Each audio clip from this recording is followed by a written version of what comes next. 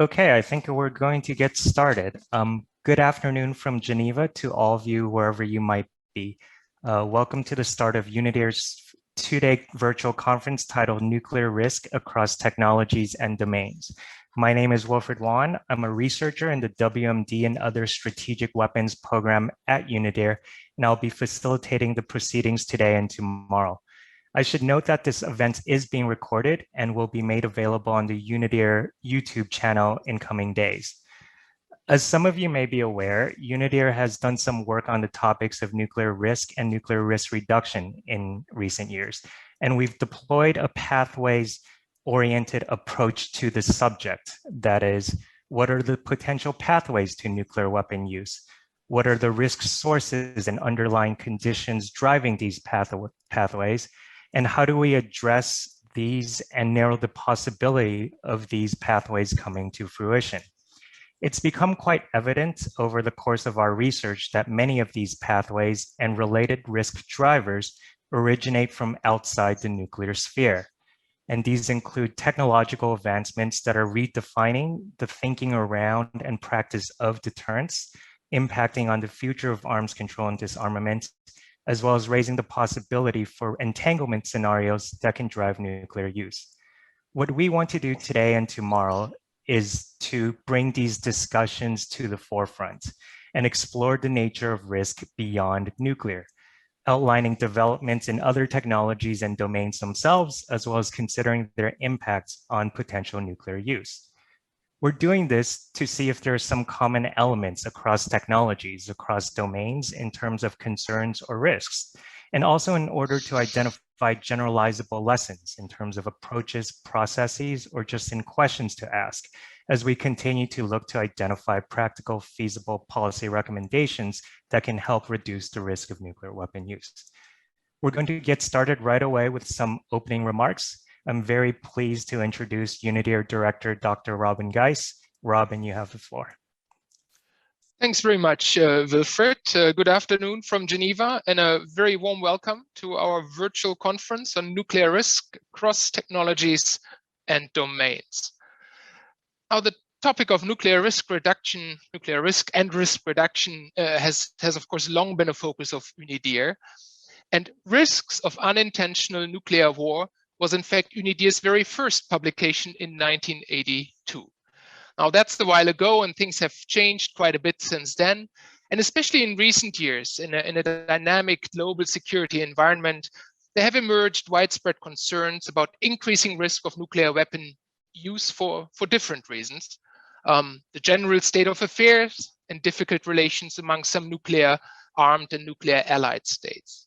That impact has been felt in slow progress in arms control and disarmament. Concern is also linked to modernization plans by nuclear armed states involving nuclear weapons and related systems. And for some, there's fear that these weapons are seen as more usable as a result. And of course, that fear is driven by continuing central roles of nuclear weapons in security doctrines and strategies, including for nuclear allied states. But concern about increasing risk of nuclear weapon use is also a product of a broader technological development or different developments, trends and dynamics in the technological sphere that can have destabilizing effects in the short and long term. And it is this latter point that really is the focus of today's and tomorrow's virtual conference. Nuclear risk increasingly has to be looked at in a wider context in light of convergence dynamics across different domains and sectors. So more specifically, we have to take account for the possibility that a conflict initiated by non-nuclear developments could escalate to nuclear use. This could happen intentionally or inadvertently. It could involve activities in cyberspace, in outer space, or advanced conventional capabilities that entangle nuclear capabilities or assets. And accordingly, nuclear risk reduction efforts cannot be constrained to nuclear weapons alone. Now, in the last few years, there has been a lot of constructive dialogue around the topic of nuclear weapon risk reduction, including in the NPT context.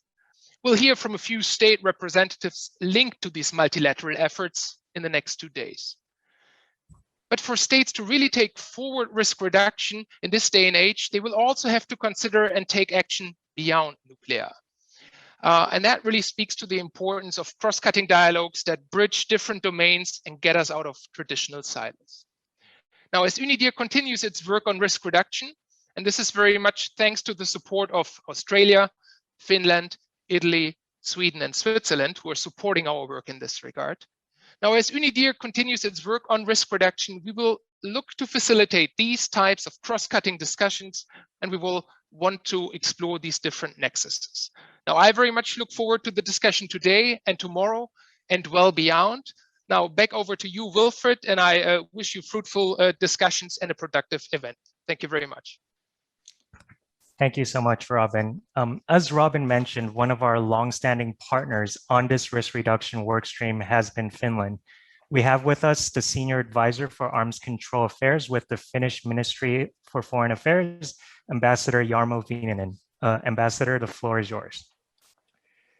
Thank you very much, Wilfred, and thank you very much for UNIDIR for organizing this important and topical conference. I guess that we all miss meeting in person, and I hope that this could take place in a not too distant future. Anyhow, it is nice to participate in this event, even if only through Zoom. There is an increased global attention to nuclear risk reduction. This applies equally to governments, academia, and civil society more broadly. This is understandable. The international security environment has deteriorated and big power competition is increasing. Nuclear disarmament is stalling, and there are obvious challenges in implementation of arms control arrangements. Many observers have argued that the probability of nuclear use has increased. This argument may be correct or it may be false, even if the possible increased risk is extremely difficult to quantify. It is anyhow a fact that as long as nuclear weapons exist, there is a risk for their use. Nuclear risk reduction is not a substitute for disarmament, but risk reduction is crucially important as such and can contribute to advancing nuclear disarmament. Risk for nuclear use does not take place in vacuum. It is a real-life possibility determined by numerous political, military, societal, and technological factors. For many, the most probable risk for nuclear use is doctrinal use in an escalating conflict. For some, this seems to be the only risk to be concerned about. This UNIDIR conference addresses nuclear risks beyond the nuclear domain. This is very welcome as pathways to nuclear use are linked to several domains beyond the nuclear one. It is crucial to understand these linkages and to identify nuclear risks better. The more we know about nuclear risks, the better we can design and agree on measures to lower and eliminate those risks. Nuclear weapons, nuclear doctrines, and nuclear risks are complicated and complex matters. Diplomats must often address these issues in negotiations and in debates with limited knowledge. This complicates deliberations, makes it hard to find common ground and to make progress. Conferences like this might help remedy this situation by providing better understanding about nuclear risks and the viewpoints and preferences of all participants.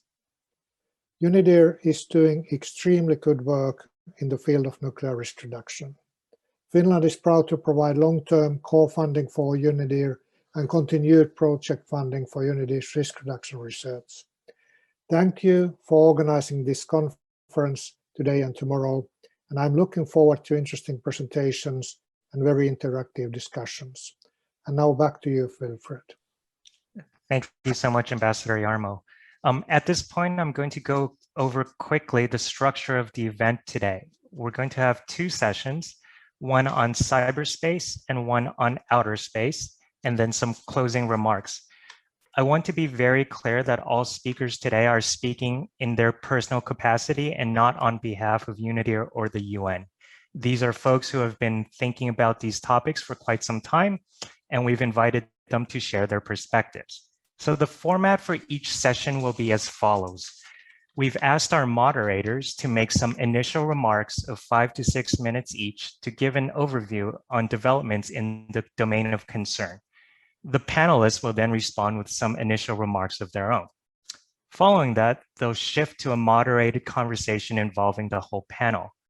After a couple of rounds of questions, we'll open the floor to the audience Q&A.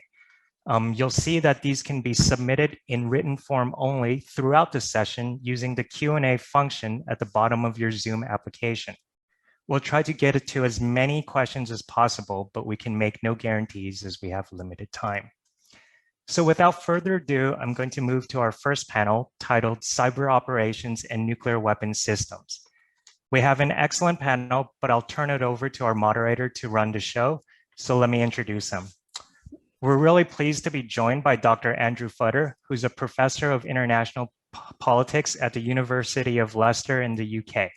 Andrew wrote a book called Hacking the Bomb in 2018, precisely on these issues, and he continues to do a lot of work at the nexus between emerging and disruptive technologies and nuclear weapons, which he wrote a primer about quite recently. In other words, he's the perfect person to lead us off. Andrew, over to you. Thank you very much, Wilfred, and thank you to Robin and Unity for organising and facilitating this excellent event. It's a great pleasure to have been asked to moderate this panel. I'm joined today by two excellent panellists, Liu Jinghua, who's director of the Northeast Asia programme at the Centre for Humanitarian Dialogue in Geneva, and before that, a visiting scholar at the Cyber Policy Initiative at the Carnegie Endowment for International Peace, and Oleg Shakirov, who is consultant at the PIR Center in Moscow, senior expert at the Center for Advanced Governance, also in Moscow, and a member of the Younger Generation Leaders Network on Euro-Atlantic Security. As Wilfred said, before we turn to our panelists and get their comments, I've been asked to provide a few short remarks, which I hope will help frame the discussion today.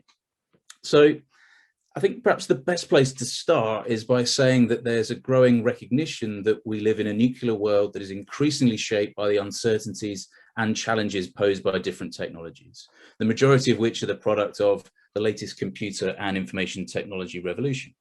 And it's also, again, as Wilfred alluded to, become commonplace to refer to many of these technologies as new, emerging, but perhaps above all disruptive, given their potential to challenge, if not transform, many of the central pillars of global nuclear order and governance. And perhaps nowhere is this challenge more acute than in the possible dangers and risks posed by the intersection of cyber and nuclear systems. And while the cyber moniker is imprecise and sometimes quite nebulous, the threats posed by a new range of digital tools, capabilities, dynamics, the deepening human-machine interface, and a broader digitized context undoubtedly have the potential to create new problems, vulnerabilities, and dangers right across the nuclear ecosystem.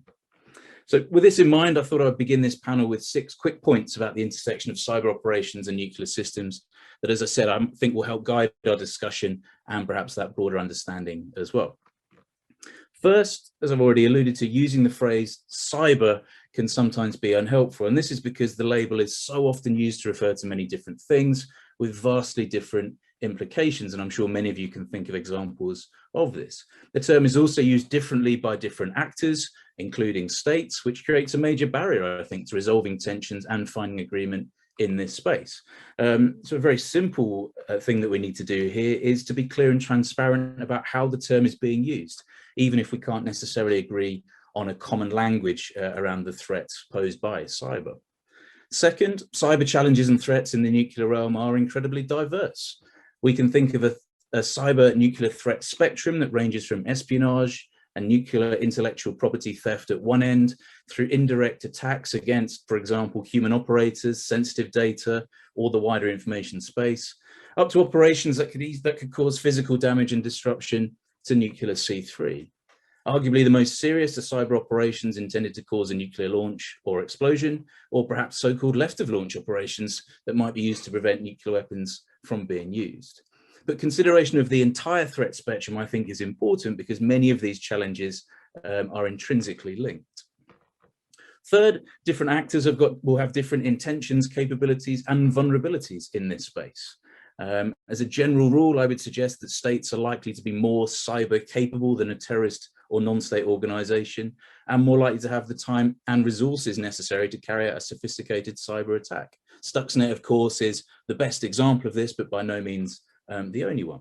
At the other end of the spectrum, non-state actors may have quicker and easier methods of achieving their aims. And I think it's often important that we don't just assume that cyber will be the go-to tool by all actors just because it seems to dominate in the current debate.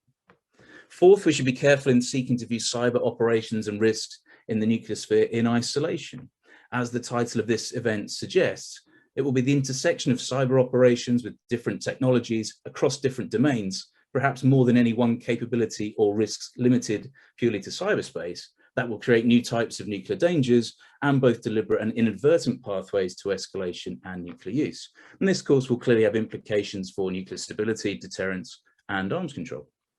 Fifth, cyber operations and interference with the broader information space are potentially far more worrying, dangerous, and destabilizing during a crisis. The possibility of indirect attacks designed to spoof early warning systems, the use of mis- and disinformation, or interference with key data or personnel, combined with the general fear and uncertainty about an adversary's intentions and capabilities, seem almost certain to heighten pressures on decision makers and create destabilizing pressures. I think this is especially the case for actors with weapons held at high states of alert. Therefore, building trust and confidence between nuclear armed states in the cyber nuclear world is essential. Sixth, and finally, modernizing nuclear weapons and support systems might be considered a double-edged sword. Basically, the more complex, capable, and interconnected these nuclear and other non-nuclear systems become, the more vulnerable they may be to attackers or unintended outcomes. As such, simplicity and separation for nuclear systems is arguably better than rushing towards greater functionality when it comes to managing the cyber challenge. Unfortunately, it seems a certain degree of technological determinism is driving us ever forward towards more complex, interconnected, and capable nuclear systems. As a result, I think events such as these are absolutely essential if we're going to manage the challenges going forward. And with that, I'll stop and hand over to our first panelist, Jinghua. Thank you very much, Dr. Futter. Your comments has been very insightful and thorough.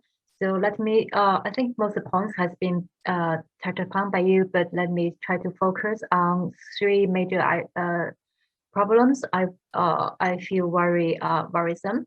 So when we talk about cyberspace and nuclear operations, I think there are three areas. The first is the inherent nature of cyberspace. We fully understand that in cyberspace is extremely important. It's difficult to conduct real-time attribution, to differentiate between cyber espionage from cyber attacks, and also to control the secondary effects of cyber activities.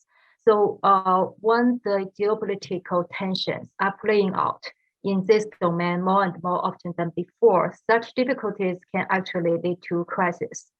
So let's say if there is a malware detected in the nuclear system. So there could be several possibilities. It could be a criminal activities aimed at just doing some blackmail, just like what we have seen in the pipeline shutdown recently. It could be just a espionage aimed at collecting information, but also it could just be a spillover when actually the original target was something else rather than the nuclear system. All of them actually don't necessarily trigger some retaliation by using force. However, when there is a worse and worse competition between big powers, they will definitely just. It's very likely that these activities can be interpreted as an advertent attack on nuclear weapon systems. So such an assumption could lead to an in-kind response. And we have to remember that big cyber powers are also nuclear powers. So this response can be a nuclear one. So it's really something very scary to think of. And the second problem I want to mention is the interwoven today between cyber, between the the cyberspace and the nuclear domain. When nuclear system was first established, there was the computer system was still in its infancy, and the security concern was not a concern then. But nowadays, modernization of nuclear systems, just mentioned by Andrew, was something happening, and so it inevitably introduces cyber vulnerabilities into this new arena, and also the lack of communication between scholars from cyber space and from nuclear world are making the risks even more complicated. And the third thing I wanted to mention is very different concept of security in cyberspace and in nuclear domain. We know that in nuclear world, security means zero attack. Any attack will be the destruction of security. However, in cyberspace, we know that malicious cyber activities takes place every day. It's a daily basis activity. And also is in nuclear space, security are achieved by sending signals, by using deterrence. However, in cyberspace, deterrence didn't work well, and cyber tools are used to win rather than just warn. So this very different concept of security will make things quite tricky, because any hackers who are probing the nuclear weapon systems may never realize how the gravity of the threats they have posed by doing some operations they think very normal. However, on the other side, security experts in nuclear domain may over-exaggerate the intentions behind the activities they detected. So this different conception can lead to misunderstanding or misinterpretation. So I will stop here by these 3 points and welcome further discussion. Brilliant. Thank you very much, Jingguo. Oleg, over to you. Thank you, Andrew, and thank you to Ms. Jingguo Lu. Yeah, I will also try to be brief. I would like to focus on several issues. So first, over the past few years, we have seen cyber becoming more prominent in nuclear states' doctrinal and strategic documents.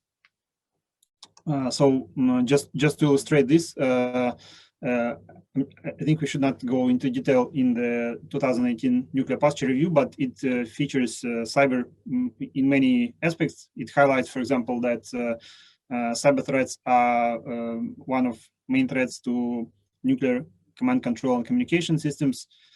And it also speaks about what can be done in response to a cyber incident. So last year in June 2020, Russia updated its own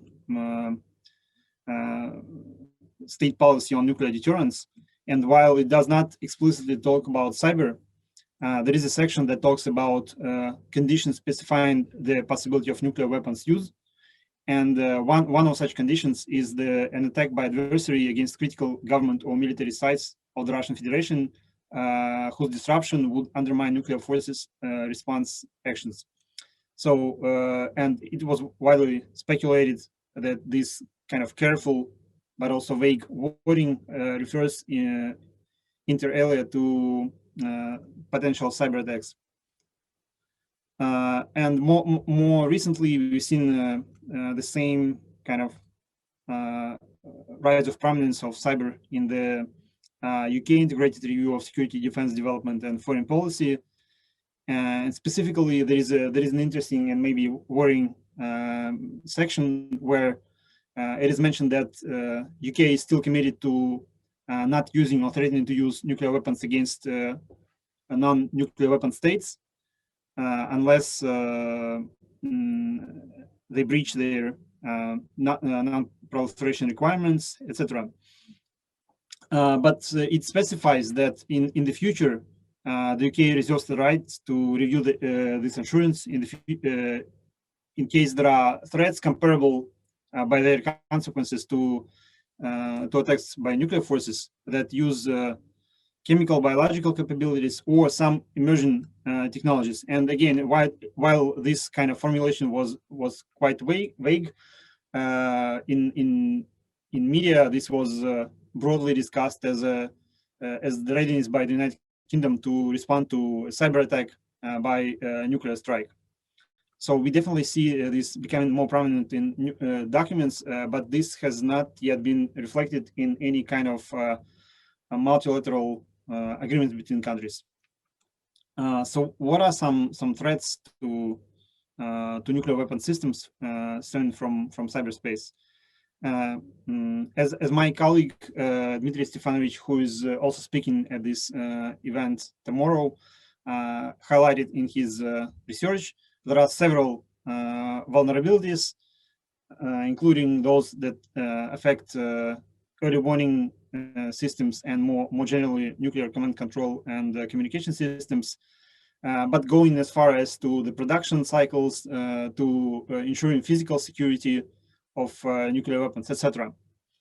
While there are many possible threats, and as Andrew also highlighted, this kind of broad spectrum of threats, including the potential use of disinformation that can be particularly dangerous in crisis situations. There seems to be a consensus developing around early warning systems and nuclear command control and communications as being most kind of vulnerable and potentially most prone to some kind of agreement. It's not kind of unnatural, because especially talking about early warning systems, it's not unnatural to think about their vulnerability, because over past couple of decades and more often recently, we've seen examples of attempted or actual hacks of satellites. And while these are not necessarily military satellites, can be commercial, less protected satellites, there is definitely an effort by criminals and by state groups to explore what can be done. And just to give you an example, there is a hackathon in the United States which is running for the second time this year. It's called Hack-A-Set. So basically, it's a hackathon where teams, cybersecurity teams, they try to do capture the flag type of competition to hack or to protect a satellite. So this is of course presented as an effort to safeguard satellites, etc. But it's easy to see how this can be misinterpreted, and how the results of such an exercise could be kind of used in other areas. So again, there are several ideas how to deal with this. Like one idea was, again, it's developing over past years, is that we should expand and maybe focus more thoroughly on this norm of non-interference with national technical means. This was the original part of Soviet and US arms control. But right now there are several ideas floating around that this should be a separate kind of set of arrangements, maybe a separate agreement, which should involve not only Russia and the United States, but maybe more countries. And it should explicitly cover not only kind of physical interference, for example, like anti-satellite weaponry, but should also cover potential cyber-related disruptions of satellites of national technical means more generally, for that matter. There are also other proposals, more modest, maybe to introduce, I would say, generally to introduce cyber to these nuclear discussions, in particular into P5 process. And for example, several people, including Dr.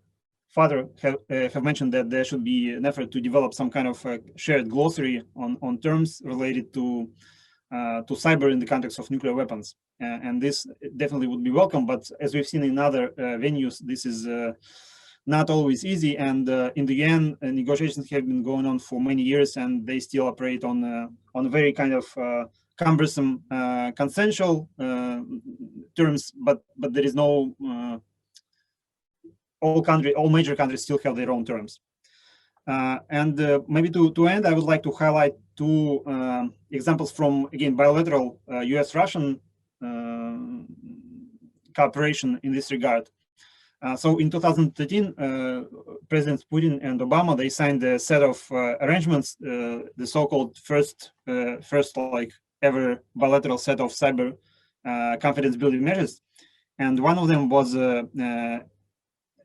an expansion of responsibilities of nuclear risk reduction centers. So these are centers that were established in the 80s between the Soviet Union and Russia and the United States to exchange information related to arms control agreements. But they, in 2013, the presidents of two countries explicitly said that those should be used also to exchange information related to major cyber incidents. So there have been a lot of concerns about whether this arrangement is still operational. As far as I've heard, it is, but we don't know yet. But I think it's a kind of good practice and it can be expanded. But let me go even further into history and emphasize one kind of forgotten lesson, one forgotten example of Russian-US cooperation. So there was an interesting precedent in 1999, in 2000, in the wake of Y2K problem, where there were widespread concerns in the United States regarding the safety of Russian missiles, and there were concerns that Y2K could somehow lead to unwanted consequences in the functioning of this whole infrastructure. And throughout the whole year, there were talks between the militaries of the two countries regarding some kind of cooperation, which ultimately resulted in the United States providing technical assistance to Russia to safeguard its computers related to the launches of missiles. And by the end of that year of 1999, Russia and the United States established what was known as the Center for Year 2000 Strategic Stability. It was a physical kind of center which was based in Colorado, and since late December 1999 till mid-January 2000, several, I think 17 Russian officers were stationed in Colorado, and so basically what they did, they made sure that they jointly monitored the launches of missiles and made sure that there were no accidental launches that, as was anticipated, could have resulted from some kind of computer glitch. This was all kind of quiet and nothing major happened, but it's just one example that even in early stages of concerns about digital impact of digital technologies on nuclear weapons strategic stability, there was some kind of cooperation. And for example, if there is a maybe P5 kind of agreement on non-interference with national technical means and specifically non-interference with cyber capabilities, then maybe states can couple this with some kind of joint monitoring, because if you agree that you will not target each other's national technical means, then whoever targets those is a malicious actor who is not part of this like group, and so it means that there is some ground for cooperation. I know this all sounds very too optimistic in times like now when we talk about great power competition, etc. But I think we should not kind of negotiate against ourselves, and we should highlight these important precedents from history and look for opportunities to use them in the future. Thanks, and I give Mike back to you, Andrew. Brilliant. Thanks, Oleg, and thanks so much, Xinhua, as well. Lots and lots of food for thought there. Just to encourage and remind everybody that if you have questions, please use the Q&A function, which is in the bottom right of the Zoom screen, and I will try and balance that with listening to what our panelists are saying and try and pick up some of the questions from the chat at the same time. as we do that, and I've noticed some questions that have come in, I'm going to try and combine them a little bit with a first question for our panelists. It's a simple question. I suspect the answer isn't very simple, but what do you think is the greatest cyber nuclear risk that we face? What really worries you in this space? And that kind of speaks a little bit to some of the questions here, which you've mentioned, the risks of integrating nuclear and non-nuclear command and control, the link of no first use, and probably the time pressures that surround this, escalation from cyber to nuclear, and some various other things as well. So I don't know if you would like to comment on that. Xinghua, do you want to have the first go at that? Sure, I think that's a good question. As mentioned, risks can be various. So some are minor, some are kind of minor, some are very serious. So I want first to say that what worries me the most is the tendency that cyber tools are being used more and more often to achieve national security purposes. Let me give some examples. We all know that Stuxnet in 2012, a worm was used to disrupt the development of a nuclear program.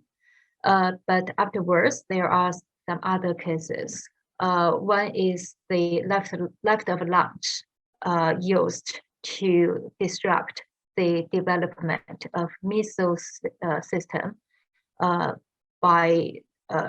North Korea.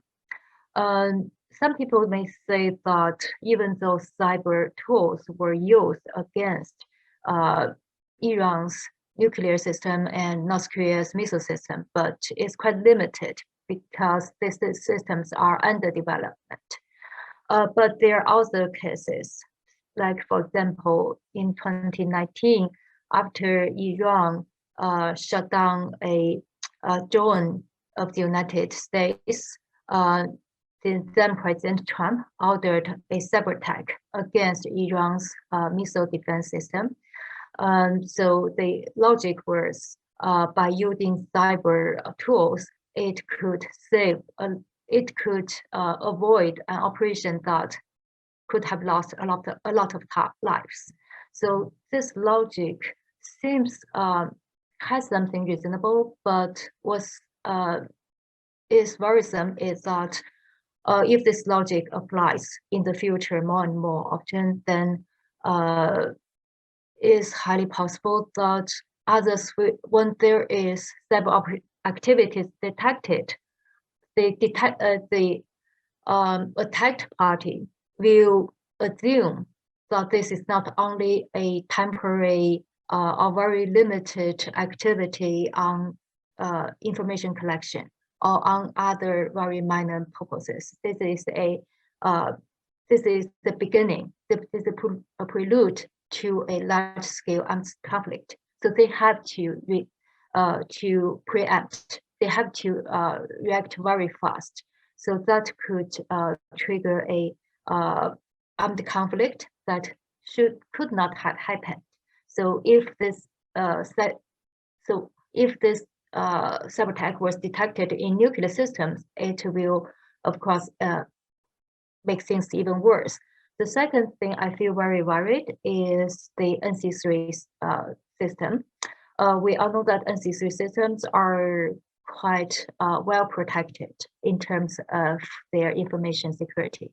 But with the digitalization, with the introduction of new components, with the inevitable human errors, NC3 systems are also under the there is also possibilities that NC3 system can be the target of cyber activities, and also with the more and more dual use systems, the possibilities are getting higher. So and NC3 system is different from any other components of nuclear systems. So I really firmly believe that all the major countries should take efforts to think about a serious discussion on how to make promises not to conduct any cyber intrusion into NC3 systems. This could be something ideal or very preemptive idea, but as long as the big countries can sit together, there are many different ways that we can think of how to make that promise credible. Yeah, let me stop there. Thank you very much, Yingwa. And I think one of the things that the cyber realm, for want of a better phrase, exacerbates is time pressures. And I think the first example you gave there is a classic example of this that feeds into some of the questions. Oleg, do you want to comment on that? Yeah, very much. I think I agree with what Jingwa already said, but maybe to identify two issues specifically. So one, I think over the years of this like nuclear age, we've seen many examples of uncertainty related to early warning systems, and the case of Stanislav Petrov is probably the most well known, but there are many examples of this. And while all of them were resolved kind of quickly and the humanity survived, it's not guaranteed. And right now with cyber, we have just another kind of pressure on these systems. So this is one thing I worry about, and so that's why I agree that there should be some kind of commitment or maybe joint understanding about the security of NC3 systems. And the second one, I think this goes back to this to what I mentioned about the UK strategic document. There is some uncertainty, some kind of deliberate uncertainty regarding potential uses of nuclear weapons. And this maybe resonates with this question about no first use. So technically, this further dilutes this issue of this kind of notion or principle of no first use, because if you reserve the right to expand the range of cases where you can use nuclear weapons, and you don't deliberately address them, this becomes, I guess, more dangerous. And we see that countries struggle with defining what is, in what cases they would be ready to respond in such a way. And of course, there is the whole kind of propaganda component about this. When, for example, when NATO or the United States, when they state something about being ready to respond to a cyber attack with nuclear weapons, this becomes a huge topic in Russia, and everyone kind of blessed the United States and NATO. But again, I think even the way this is framed in the Russian basics of Russian state policy on nuclear deterrence, it's also kind of vague, which indicates that it's not clear in what case this will be triggered. And I guess this uncertainty it's kind, I think it's natural, but it's not very helpful. And since we don't have too much effort to define what are some potential consequences or what are some thresholds, I think this is worrying. Thanks, Oleg.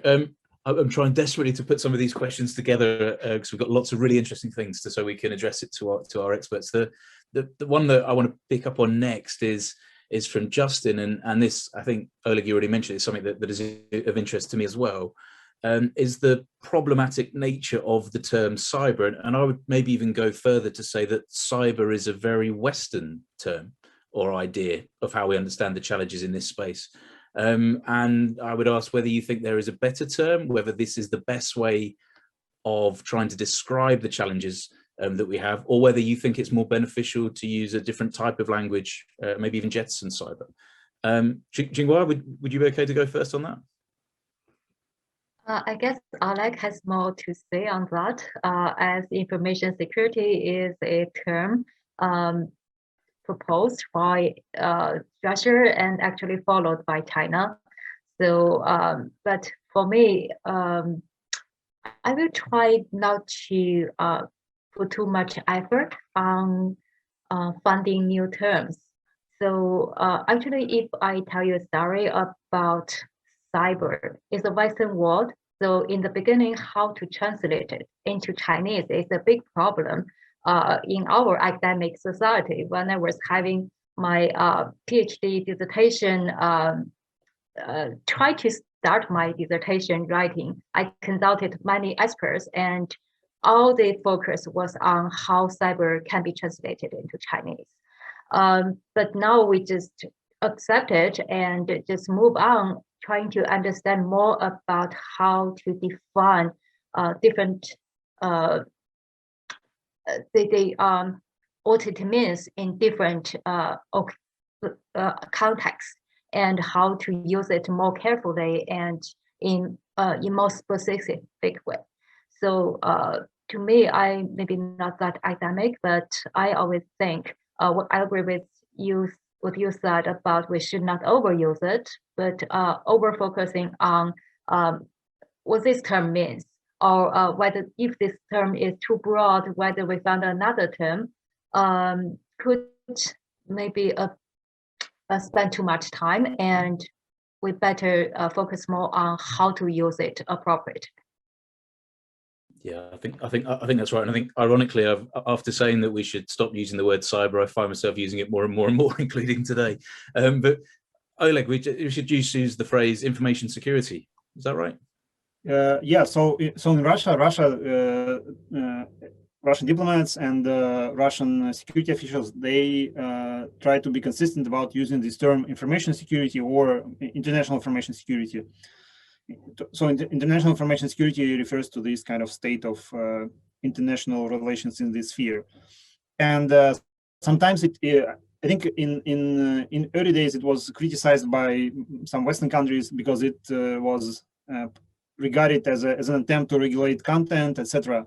But now I think we see that in some instances this definition may be actually useful. For example, when we talk about these misinformation related threats and how they could impact strategic thinking and like actions of political leadership. I think if we talk only about like cybersecurity, this kind of falls outside of this. So right now we see this shift since maybe 2016, 17, even in the West, talking more broadly about, more like comprehensively about information related and cyber related threats. But I would not say that in Russia this is, despite this effort to be consistent, it's the only term. So some would use this term cybersecurity. Russian CERT uses the term computer incidents. So they would not talk about cyber attacks; they would talk about computer incidents. So there is even on the national level there are different kind of schools of thoughts regarding this. And I would agree with both of the rest of this panel that while cyber is problematic, but I guess it has become kind of a norm to use it, maybe not in a strict way, but just to when we talk about these issues. But I would also agree with Lu Xinhua about the fact that sometimes we need to talk about more specific things. So if we talk about early warning systems, does the potential of an attack against satellite does it count? Is it a problem that relates to cybersecurity? Maybe it does. And maybe to end here, we have a kind of 2 decades long talks on information or cybersecurity in the UN, and has been done in separate from nuclear talks or strategic stability talks. So some parts of what has been agreed in that setting would maybe shift into strategic stability talks, but it will not be in a way where we take all this kind of pile of work and introduce it to strategic stability talks related to nuclear weapons. So I think it will be very selective, and it will focus on specific issues. Well, at least this is how I think it could be productive. Thank you. And I think that's quite a nice segue into the next group of questions that we've got, and they're kind of around what can we do. So I think we all agree that there are a number of problems across a number of different levels, that framing and thinking about the problem and finding agreement on that, if not with the language, is a key part of it. But I suppose the question that Dimitri, and forgive me, I have to keep going through this, Dimitri, Johannes and Erin are kind of all linked by in the chat, is what do we do next? So Dimitri raises this idea about how we might share best practice in this space. Johannes talks about the types of security confidence building measures that we might be able to put into place. And Erin, I think quite rightly, raises the questions and problems posed by attribution and verification of agreements. And I think this feeds into a broader question about whether existing methods of arms control, frameworks of securing this space will remain relevant, or at least need to be adapted to meet new types of threats. So I guess the question, and Oleg, if I'll come to you first, is what do you think we can do? Thanks. So I think we can talk about a lot of stuff, what we can do, but we have to also keep in mind what is happening in real life. And sometimes it's talks break down, and we don't have any consultations for months, for years. Right now, we are at least in Russia. One big event that we anticipate is this bilateral summit between Presidents Putin and Biden, which will, I guess, give an additional impetus to strategic stability talks. So I think there is this political environment, but then what can be done? So I think we can maybe. In terms of best practices, there is this format that I like. I'm not sure whether it has a lot of power, but I think it's helpful in exchanges on doctrines. So there are talks on doctrines in the bilateral U.S.-Russian context.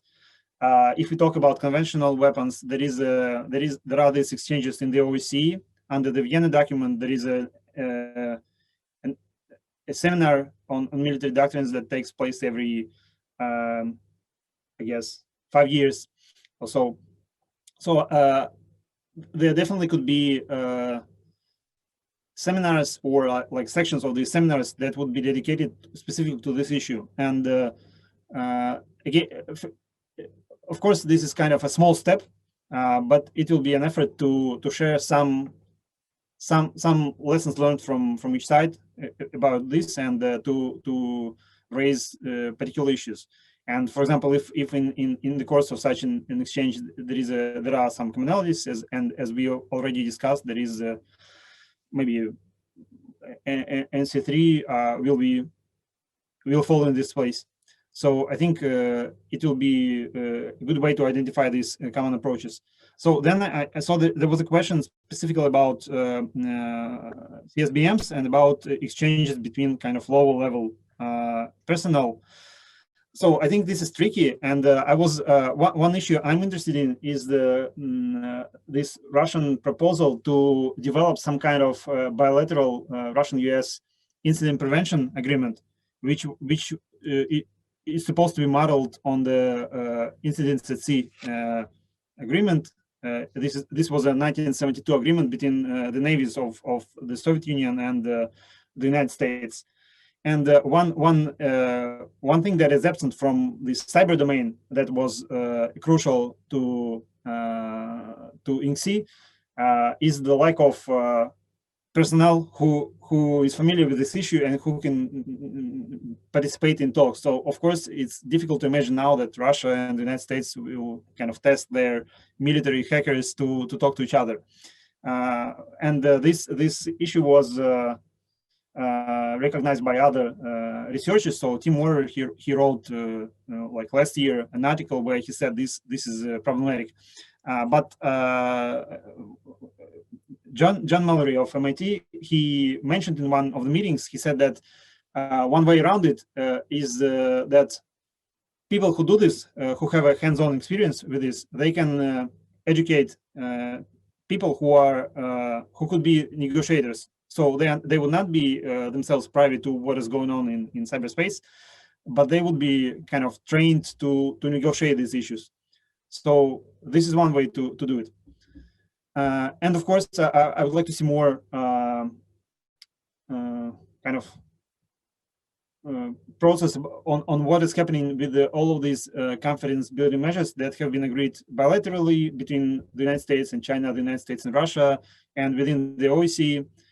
So which and within the United Nations. So which of these have been successful? What can we learn? What turned out to be not very practical?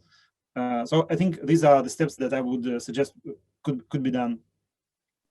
Thanks very much. I think there's another aspect to this, and it's a real kind of paradox, if not certainly a very difficult problem, that security and confidence in this space will probably come through a certain level of transparency, maybe about systems, but probably also about intentions.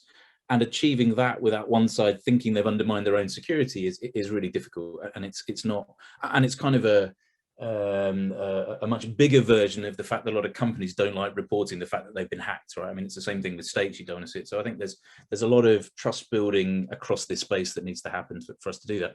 Yeah, Oleg, sorry, yeah. Just to add a couple of thoughts. Again, this might sound a bit exotic, but one lesson I took from this INCSI from 1972 INCSI agreement, there was a provision that states should report kind of hidden activities at certain times. So, for example, they should report whenever there is a submerged submarine. So there are very specific cases where they should report it. And the idea I have in mind, I haven't tested it with people who actually do this, of course, but that some cyber activities could be reported. One hypothetical scenario would be, for example, if the United States and its allies, they conduct some kind of operations against ISIS or against any other terrorist organization, they could inform Russians who are physically also based in Syria about such an operation, about particular kind of aspects of this operation. So first of all, this would signal to them that this is not targeted against like I don't know, Syrian infrastructure or against like Russian computers. But then it would also help build some trust. Of course, it's difficult to do. Second point, and I'm sorry for taking too much time, but we can isolate some, of course, in the US-Russian context and to some degree in China-US context, we have many kind of issues with trust in cyberspace, etc. So one thing that could help this is if we isolate some parts of these cyber issues and not treat them as kind of state-sponsored. So right now, with this attack on Colonial Pipeline, we've heard what many senior US officials, including President Biden, was saying, that they believe that the attack was conducted by a group that is somehow related to Russia, but not in any way supported by the Russian government. So this led me to thinking that this issue of ransomware could be discussed as a cybercrime issue and could be a venue where countries could cooperate. So of course, it's difficult to imagine cooperation in areas where the United States accuses Russia of attacking its federal agencies. Or right now there is a major story in Russia where Russian officials, Russian cyber officials, they discovered some attacks against Russian federal authorities. They did not kind of attribute it to anyone, but presumably this could be also some major state. So of course, in such areas, it's hard to imagine cooperation. But if we isolate some like cybercrime and cooperate on it, this will also help build trust.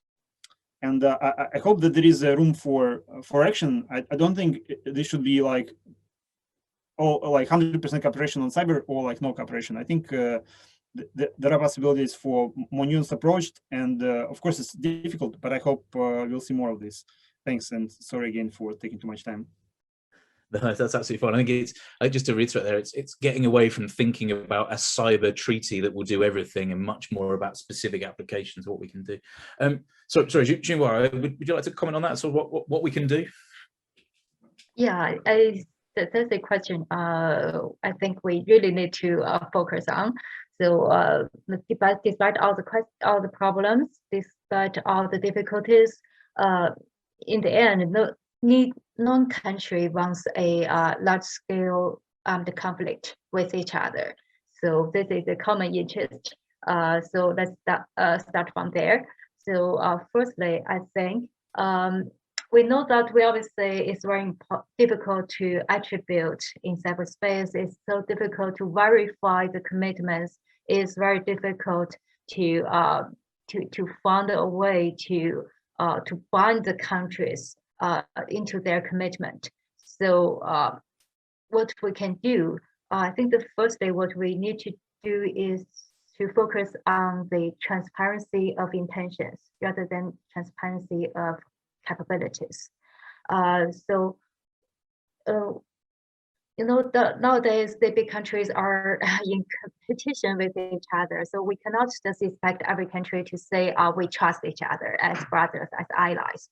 But at least I think the basic trust can be rebuilt by reassuring each other that neither side has an interest in creating any crisis or taking advantage of any crisis, especially if the crisis is relevant to nuclear war.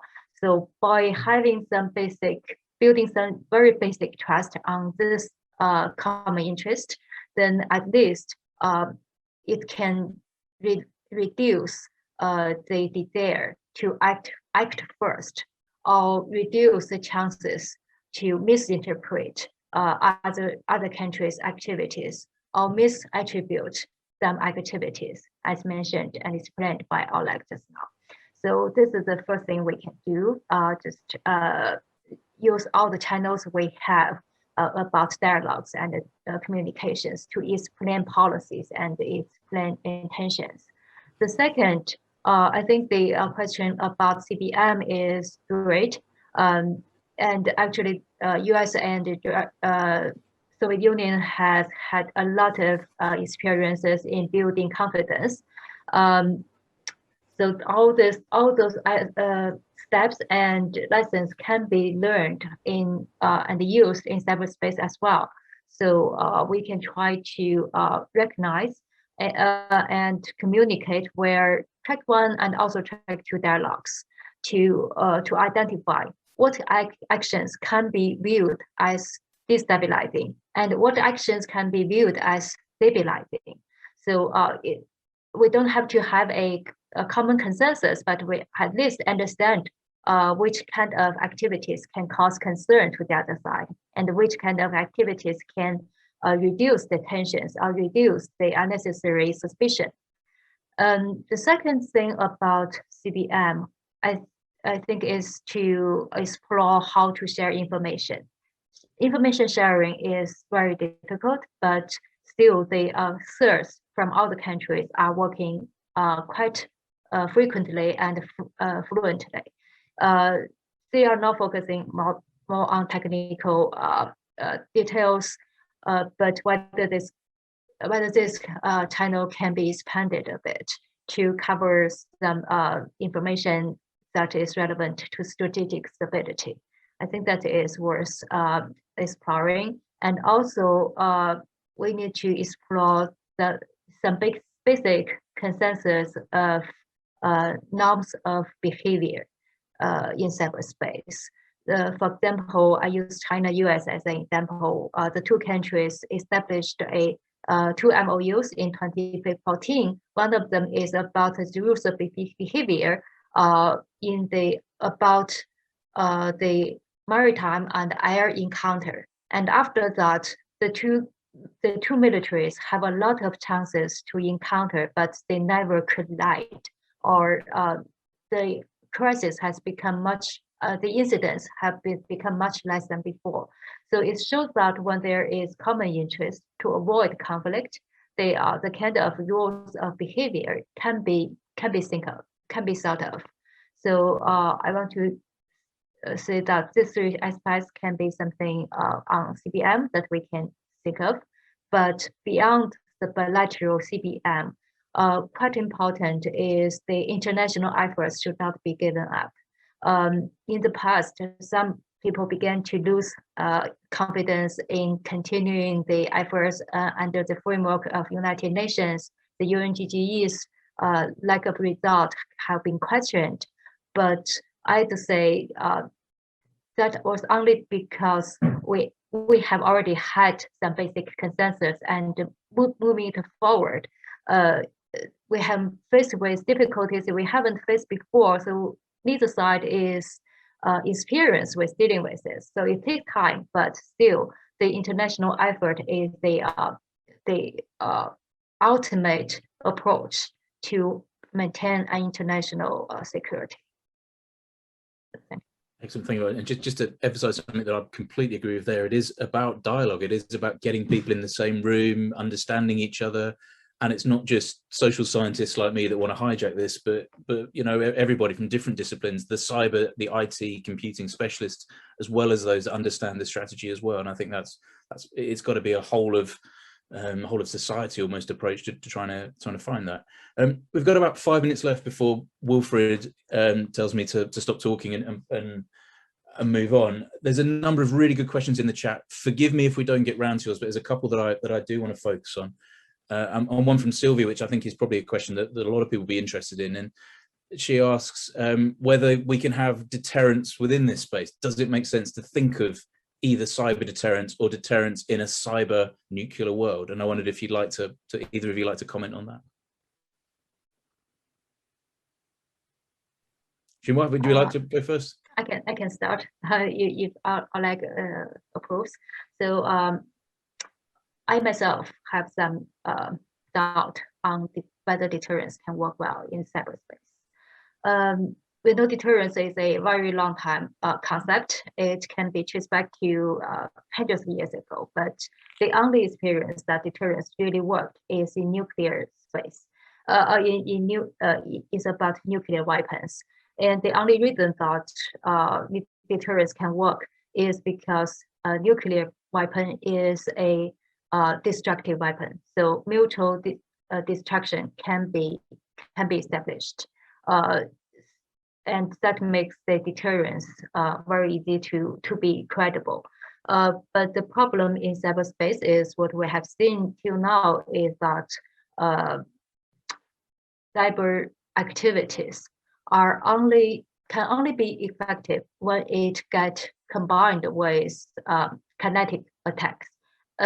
Cyber attack itself can only be very temporary, and can be the destruction can be resumed very fast, and the destruction can be controlled in a good way.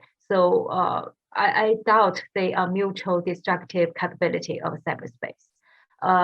But one thing we can think of is about the deterrence of using cyber tools to go against some critical nuclear components.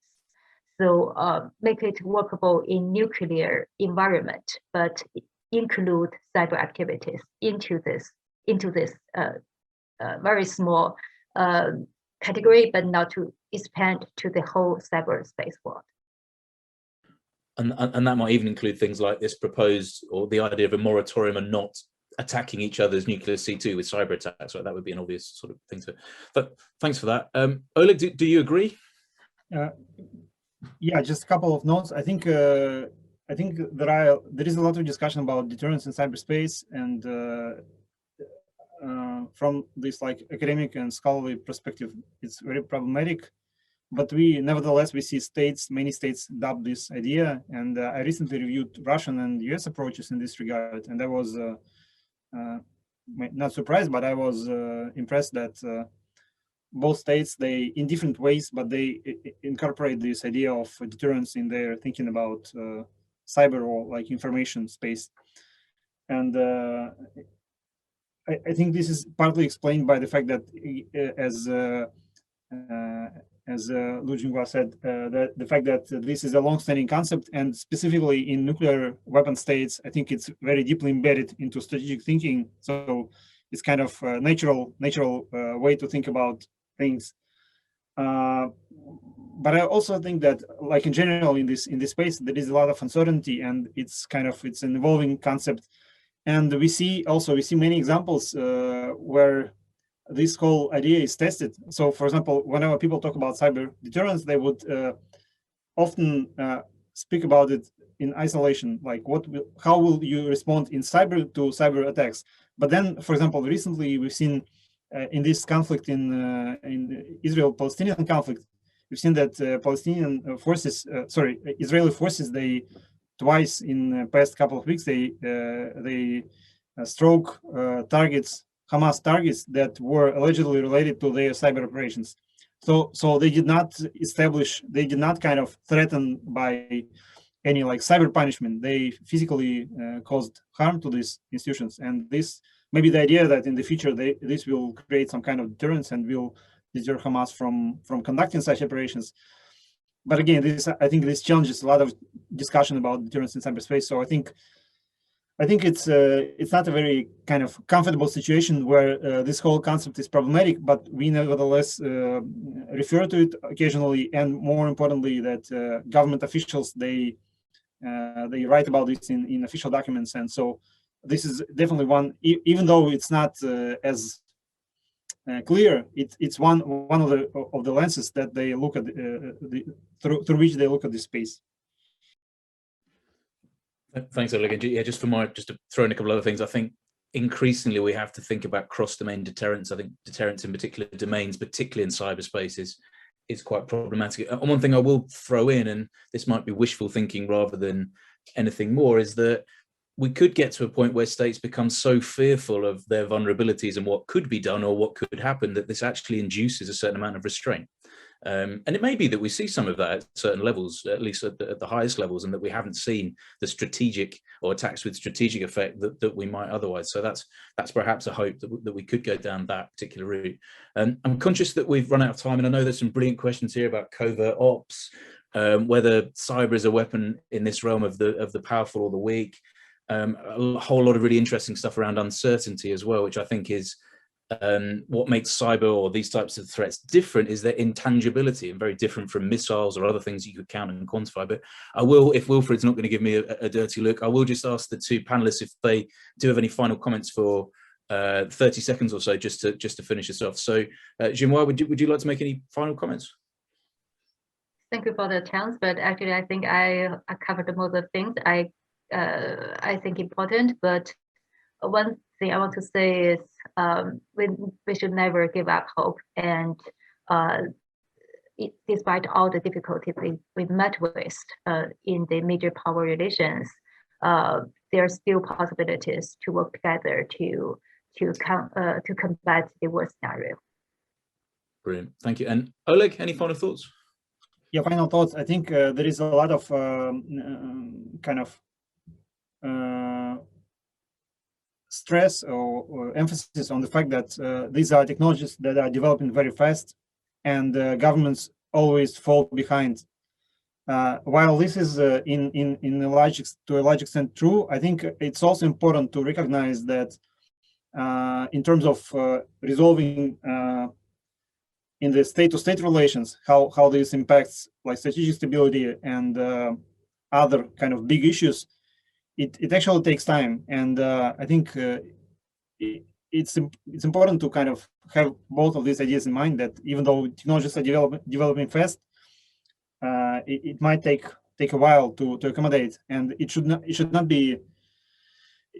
be kind of frustrating. It should not frustrate our thinking about this, because even though it would be nice to have a neat kind of agreement that would solve all of these issues that we have been discussing here today, I think this is not actually how it happens. But historically, this was also not how it happened with other areas of competition. So I think it's not like okay, but we should be more kind of calm and focused on our purpose. And I agree that there should be always kind of some optimism and some effort to try to make it more like operative and safe. Thanks. Yeah, I completely agree, and perhaps no better example than the fact that it took a generation to come up with the ideas and frameworks to manage our nuclear world, of which maybe we need to go back to. But I'll just finish by saying thanks very much to two excellent panelists, Oleg and Jimois, and I'll hand back to you, Wilfred. Thank you so much, Andrew. Thank you to Jinghua and Oleg as well. And maybe on the point about optimism and norm building in cyberspace more broadly, Oleg referred to this, but I think the recently adopted report from the OEWG does suggest kind of positive steps in this direction and could be a foundation for further action. We're going to move right to our second session, which is titled Space and Nuclear Weapon Systems. Our moderator for this is Dr. Raji Rajagopalan, the director of the Center for Security Strategy and Technology with the Observer Research Foundation in New Delhi. Raji has written extensively on these topics, including for Unidir's Space Dossier series on electronic and cyber warfare in outer space. So a bonus plug for us here. She's worked on the nuclear and space nexus for quite a while. I'm going to turn it right over to you, Raji. Thank you, Wilfred. Happy to be part of this conversation, and thank you for asking me to moderate this terrific panel.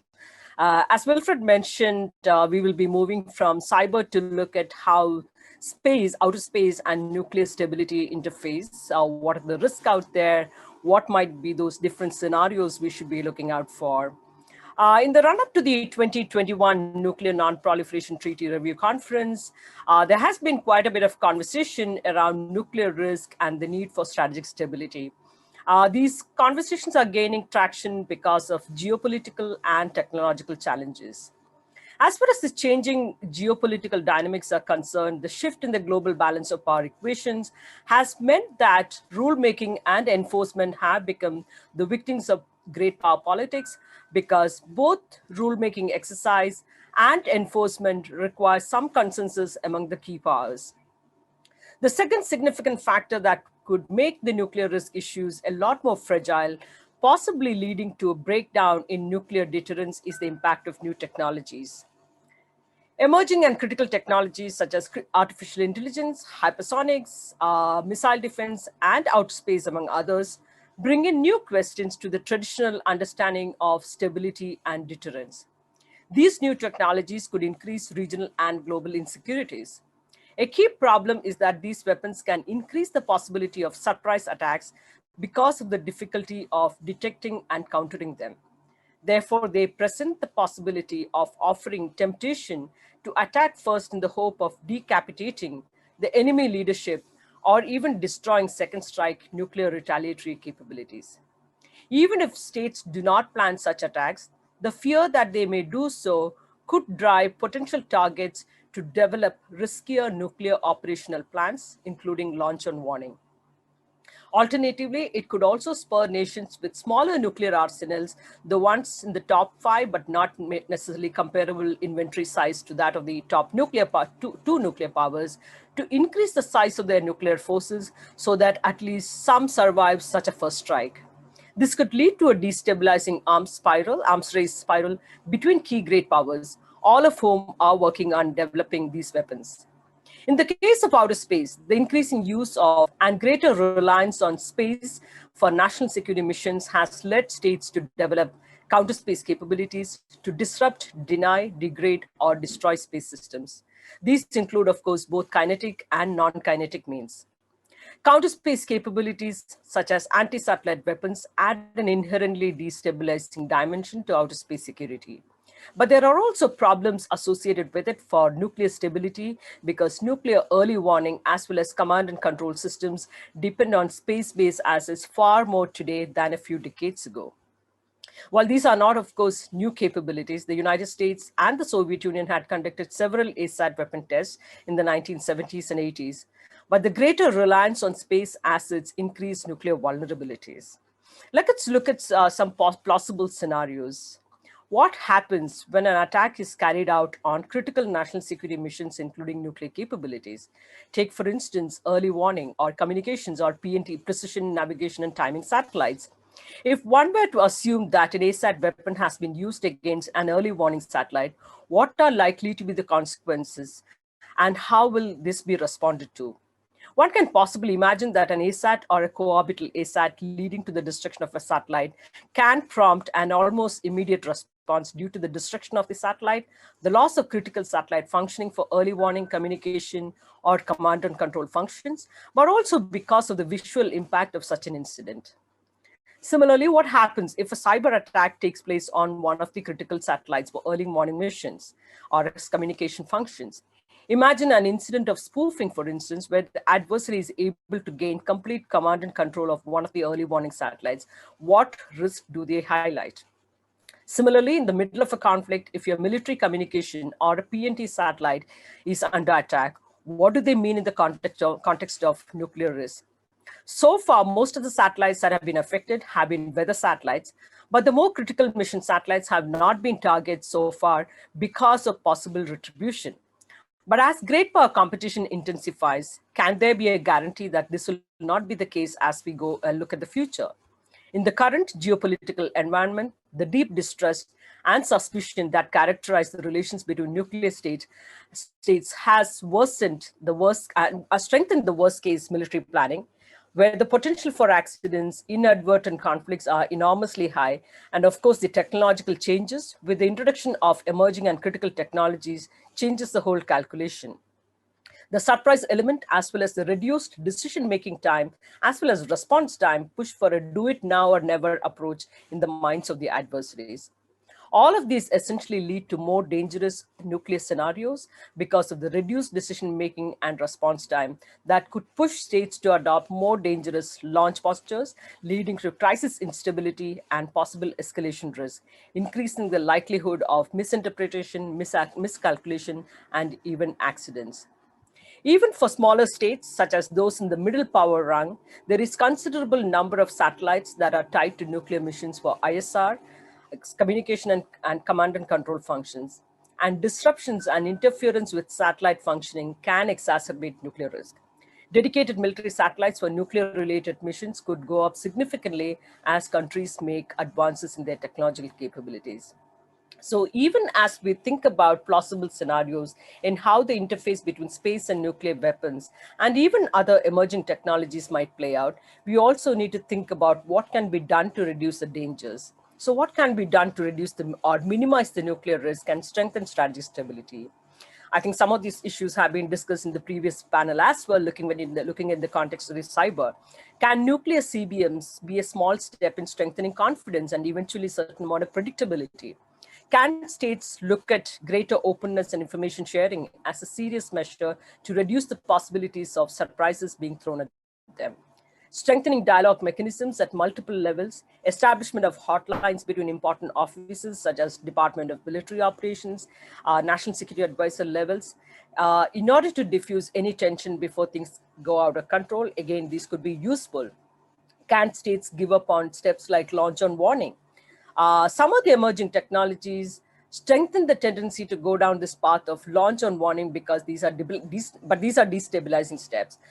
Emerging technologies, for instance, like the hypersonic weapons, they also potentially blur the line between conventional and nuclear weapons, which can further increase instability because of the discrimination problem.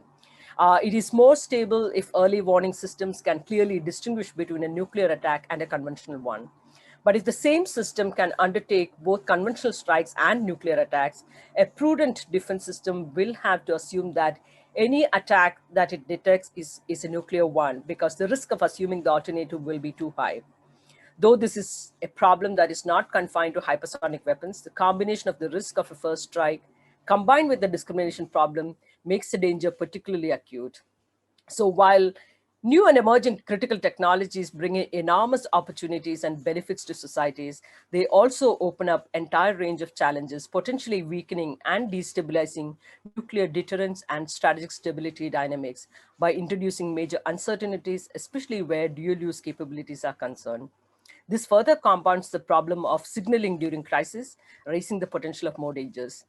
To discuss all of this, we have two terrific panelists who needs no introduction to the space and arms control community.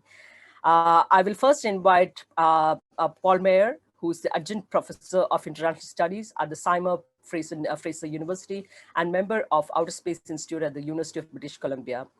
Our second speaker for this afternoon is Victoria Sampson, Washington Office Director of the Secure World Foundation. Let me hand the screen to Paul first. Paul, over to you.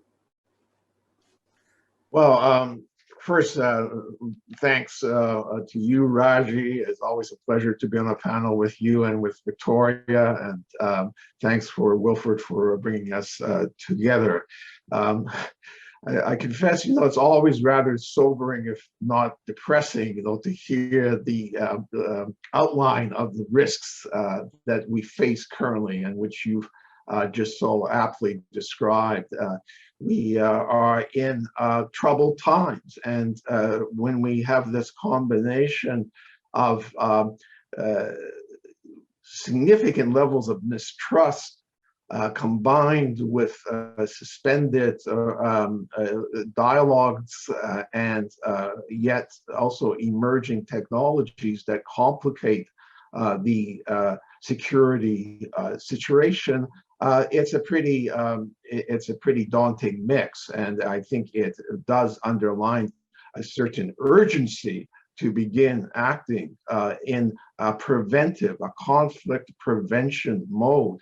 We've done this in the past. We can do it again. And some of the steps that are needed, I think, come to the fore pretty rapidly. The previous panel dealt with the cyber area, and I wonder, we have this concept of keep out zones that might be helpful in the space environment in terms of avoiding proximity operations that could, whose ultimate intention might not be known and could pose a security risk. Similarly, I think that's the whole nuclear weapons complex should represent a keep out zone, a certain sanctuary for those states possessing them, at least as long as we still have that burden upon us. Because even a sort of modest effort at cyber espionage could be misinterpreted as an effort, in fact, to disrupt or deceive the systems in a nuclear weapon armed adversary. So we do need, I think, some fairly serious restraint measures to be part of the next round. There are still some promising elements. I'd like to mention a couple that I hope will lead to more responsible behavior on the part of spacefaring nations. One is that we have a powerful new actor in the private sector. The mega constellations being planned and indeed well advanced in some cases clearly have changed the dynamic. We have exponential increase in spacecraft, particularly in low Earth orbit. The attendant risks of any particularly debris-causing ASAT action in that orbit would be devastating. But I'd also like to draw attention to the fact that we have very wealthy private sector industrial leaders now whose business model would be seriously disrupted if there was conflict in space. And as in so many other areas, big industry has never been shy about forceful lobbying of governments in areas connected with their commercial activity. So I'm hopeful that we may see, as by the way we have seen in the cyber realm with industrial leaders like Microsoft, getting more involved in promoting responsible state behavior because they have a direct economic interest there. And maybe that's enough in terms of initial comments, and we can expand later. Thank you. Thank you, Paul. That was terrific. Now let me get Victoria to do her opening remarks. Over to you, Victoria. Thank you, Raji. And thank you to Unidir for allowing me to participate in what is so far been a fascinating conversation. And hopefully this panel will help contribute to the discussion about nuclear risk. So when talking about the nexus of space and nuclear, I think a lot of times people's minds automatically go to national technical means and non-interference thereof. That has been a part of strategic arms control agreements dating back to the 1972 Anti-Ballistic Missile Treaty. It's part of New START, including the extended version.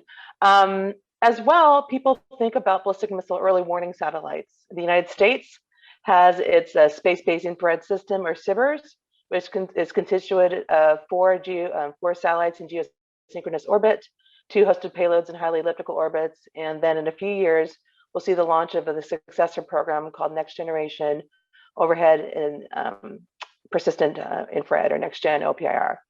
Russia has 4 next generation missile early warning satellites called Tundra that fly in highly elliptical orbits.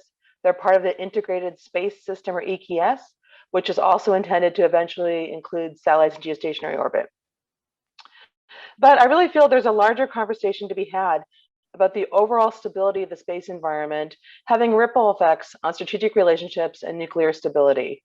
If there is debris created by an anti-satellite test, whether or not your satellite is related to strategic security, it will be threatened by it if it's in the same orbit. If there are norms evolving that allow for non-cooperative close approaches, again, your satellites could be potentially threatened by that. If you have a complicated space traffic management picture with tens of thousands, possibly hundreds of thousands of satellites cluttering orbits, as Paul referred to, the mega constellations, that will have an effect on your ability to access and use satellites needed for strategic security. And if there's hostility on Earth, I mean, that extends up to space. That could lend to potential miscalculations, misunderstanding, and mistrust that could lead to unintended escalation in space or back down to Earth. One of the things we were asked to discuss is, go into the trends that we see in counter space proliferation capabilities and threats to the space environment. And just really quickly, I have a few I'd like to bring up. There are a growing number of countries and actors involved in space, resulting in more innovation and benefits on Earth, but also leading to increased congestion and competition. An increasing number of countries are looking to use space to enhance their military capabilities and national security.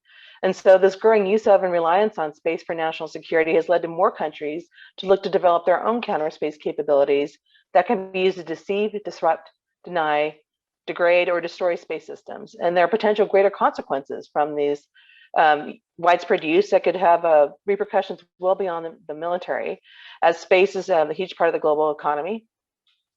One trend that we've seen, more countries are developing military space organizations. In addition to the US, Russia, and China, in 2019, France, Japan, and India all set up their own military space organizations. So far this year in 2021, we've seen Australia and the United Kingdom do the same. This does not automatically translate to an offensive counter space capability or even an interest, but it does indicate they're evolving their use of space to include military aspects, and there are consequences thereof.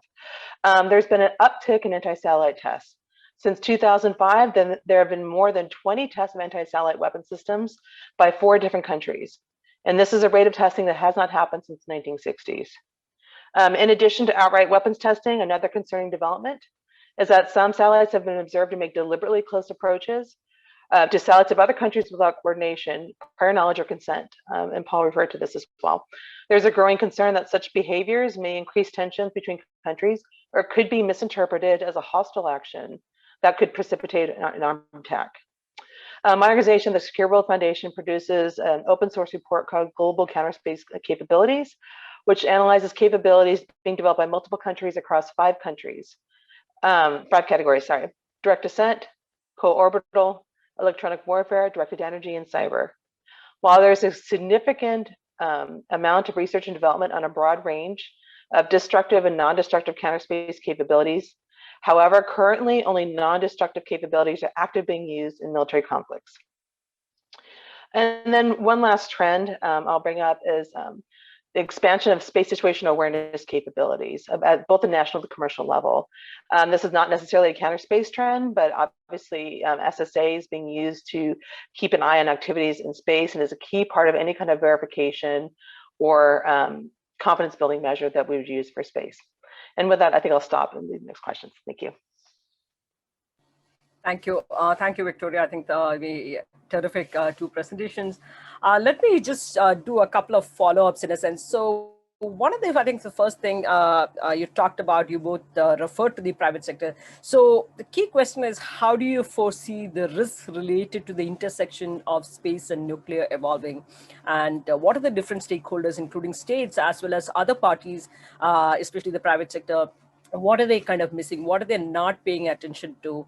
So where do you think the risk is that particular, especially the interface between the space and nuclear threats evolving, and how do you see that? What can the parties, what can the different stakeholders do in this regard? Paul, would you want to start off with? Yes, Roger. Well, I think let's recall that the Elder Space Treaty in Article 9 has a presumption of avoiding harmful interference. And I think, as in fact has been pointed out in some of the submissions by states pursuant to UN Resolution 75/36, which was adopted last year on reducing risks for space security. There have been calls for getting a better common understanding of those terms, because I think if we can, in a sense, build up that nascent norm that there's an obligation on states, some would argue, a legally binding obligation to avoid harmful interference, it could help us in a number of areas. I mean, we sometimes focus on, of course, the debris causing ASATs, but of course, there are non-kinetic, and yet they can pose some of the same problems. And as you alluded to earlier, Raj, even if you blind someone's early warning satellite through a laser, through electronic warfare means, directed energy, etc., they are put into a very critical situation where the reaction may be to use it rather than lose it, and in the nuclear context, of course, that would be catastrophic. So I think we need to deal more fully with any kind of harmful interference. A number of the states in their submissions flagged that it's not just destruction and damage, that the disruption of the normal functioning of a satellite is unacceptable. And I think we, alas, have seen, particularly in cases of jamming and spoofing of signals, quite an upswing. I was just reading in the Economist a piece that in the civilian aviation activity in Europe, there's been a tenfold sort of increase in the number of cases where GPS signals have been interfered with. So I think this is a ripe area to work on more. I think it also doesn't directly engage some of the most sort of sensitive assets of some states. So it is one realm where I think we could find productive discussions going forward. Thank you. Yeah, that's very interesting, because you talked about the norms of creating norms, as well as you have the Article 9 and how that could apply. But the fact is that even norms have been repeatedly broken in recent times, especially by the relatively new players who are engaging in new sets of activities, especially in space. So whether you want to talk about the norm to break the unwritten moratorium on ASAT testing, for instance, that has been happening, which Victoria touched upon. Since 2005, the number of tests have only gone up. Similarly, you have the norm to not interfere in the activities of other nations, other satellites, and so on, satellite operations. Again, this has been repeatedly broken in the last decade or so. So again, we have the norms, we can have even the legally binding mechanisms, but I think we are up for a major challenge given the kind of geopolitical challenges, in a sense. Victoria, what do you have to say in terms of what are we missing in terms of our conversations? What are the states and other parties, stakeholders? What can be done? What are the areas that they need to pay attention to? Yeah, I mean, Roger, you bring up a really good point about the norms not always being followed. And I guess it depends upon what do you even mean when you say norm? Are you talking about a norm as in it's a normal behavior in terms of what's standard operating procedure? Are you talking norm as in normative, something that you wish to have happen? It is possible for there to be negative norms that evolve if you don't take active steps to shape the conversation and identify what the international community sees as responsible behavior. And, it seems that it's possible that there's a norm evolving that it's okay to have an anti-satellite test as long as it's relatively low and relatively a minimal amount of debris is created. That's still pretty destabilizing. And so that's why it's important, as you said, to really step up and have the conversation about where do we want to go with this. One thing I'd like to underline as well, we talk about the rise of the commercial sector in space, and we've mentioned mega constellations, but I just want to give some numbers to really underline how big of a change that we're seeing in the space domain. Right now, there's probably, it keeps changing, but there's roughly about 3,700 active satellites, roughly. Of those, roughly 1,600, 1,600 are from one actor. Not a country, it's a commercial actor, SpaceX. Now, so just think about that. That's a huge percentage, and they've launched all their satellites just within the past year and a half. So that's a huge shift right there. In addition, if you look at plans for mega constellations, they're not all going to come to fruition, but there could be another 120,000 more satellites. So looking at that, that's a huge change. And it's, it's shifting the domain from one that's largely dominated by nation states to one that is almost entirely overshadowed by the commercial sector. And that's not a bad thing necessarily, but when we're talking governance issues, it's a challenge. Yeah. They're done at the multilateral level at the United Nations. SpaceX does not have a seat at the United Nations. I'm not saying they should. And I know that countries have Article 6 obligations to provide continuing, this is from the Outer Space Treaty, to provide continuing supervision for national activities, but it's still a complicating factor when you have major actors affecting what is the norm of behavior, and they're not part of these international discussions. They need to be, and that's a challenge because security discussions typically don't do that. So that's something I think we need to keep an eye on.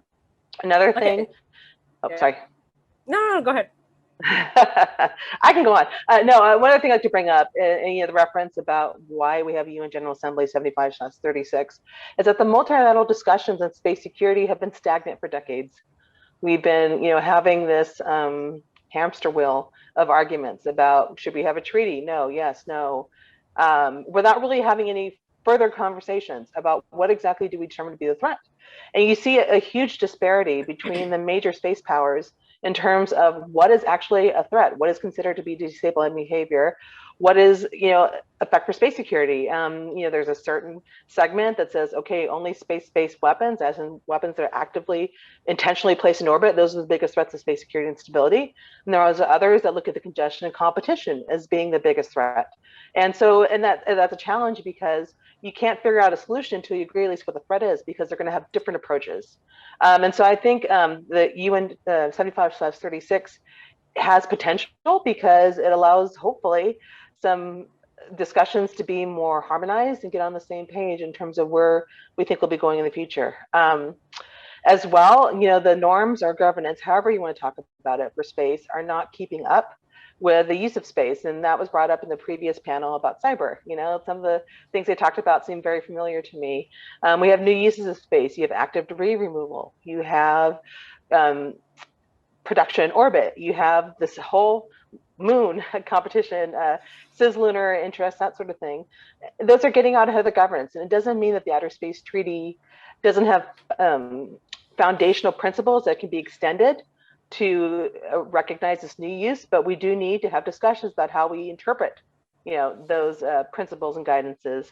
And that's really going to affect the last thing I want to bring up is there's a competition amongst geopolitical rivals in space. And that can be, I'm not saying it's a space race. I don't think it is. I don't think that's helpful.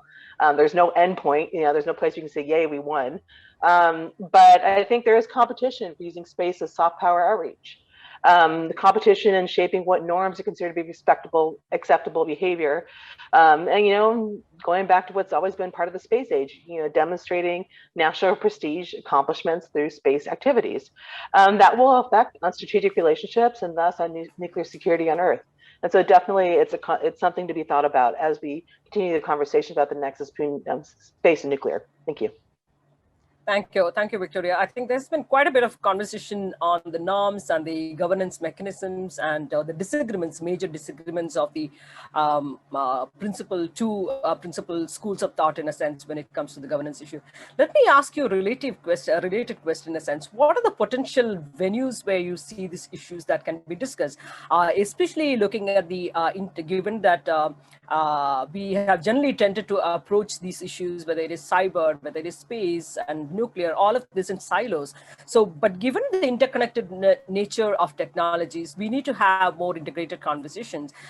CD has been the conference on disarmament in Geneva has been traditionally the venue for space security and arms control conversations. But again, we know the kind of stagnation that is the kind of state of play at the CD right now, and that's not going to change in the immediate future. So where can you have these meaningful conversations? Where is what's the possibility of conversations involving space and other emerging tech and nuclear to happen in a more integrated fashion?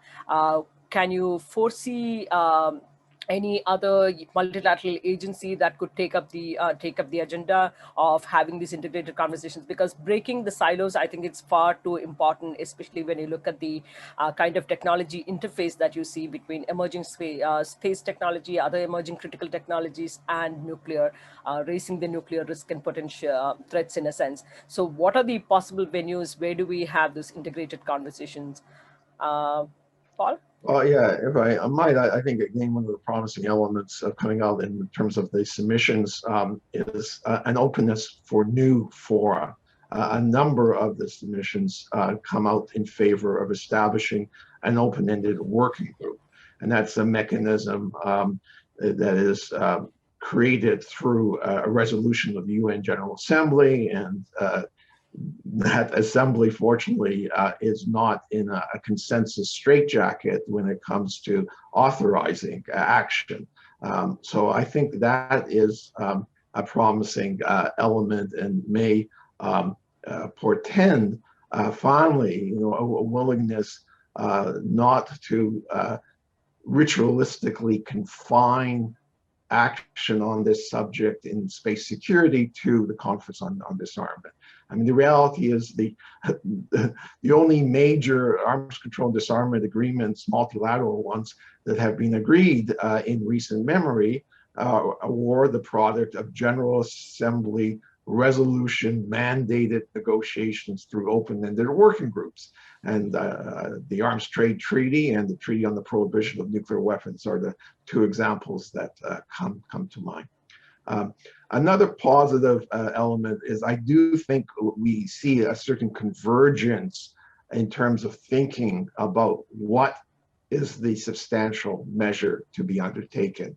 And in my review of the submissions, there's a noticeable convergence around two steps. One would be a ban on the testing of kinetic ASAT weapons. And the second would be establishing some standards, modus operandi relating to rendezvous and proximity operations. And frankly, if we could get some tangible measures on either of those, it would be very helpful. I also, it gets us out of the chronic battle of wills that Victoria alluded to between those wanting to see legally binding measures and those favoring politically binding measures. I was struck that neither state sort of rejected outright the preference of the other, but it suggests to me that probably in the near term, so-called politically binding measures are probably the route to go. But we do need that forum for discussion set up. Currently, there's a great absence of venues for talking frankly and inclusively about space security. I'm less worried about, I mean, in terms of integrating the views of civil society and the private sector, that can be done. It's been done before in negotiations. Think of, on the chemical or weapons area or fissile material areas, there have been ways of including expertise or views from stakeholders outside of government. So I don't see that as a major obstacle. I think it could be accommodated with the right will. That discussion would be very helpful. I've also long been an advocate of, the Outer Space Treaty has never had a meeting of its states parties. How about having a dialogue among the 110 states parties to the Outer Space Treaty? You think those countries would have a certain interest in the health of the regime that is at the core in some ways of our current legal regime for space activity. So that could be another form, but it is crucial to begin talking together. And I do take some heart from the flexibility that was shown about new venues that could take this work forward. Victoria, your thoughts on possible governance venues and conversations, integrated conversations? I think Paul really covered a lot of it well. I also was heartened by the interest in open and working group from the 75/36. Again, just to emphasize why, there's this interest. The last time there really was an effective treaty passed related to space was in the mid-1970s, really and truly. And so we're talking 4 decades ago. So that has not been helpful to have that kind of conversation focusing on that, particularly since it just hasn't kept up with the issues and concerns that have been there. I think in terms of how do we get this, how do we get confidence building measures and how we have this progress in space security, there is going to be one answer. It's a complicated issue. There's going to be, as you said, Raji, a bunch of different silos.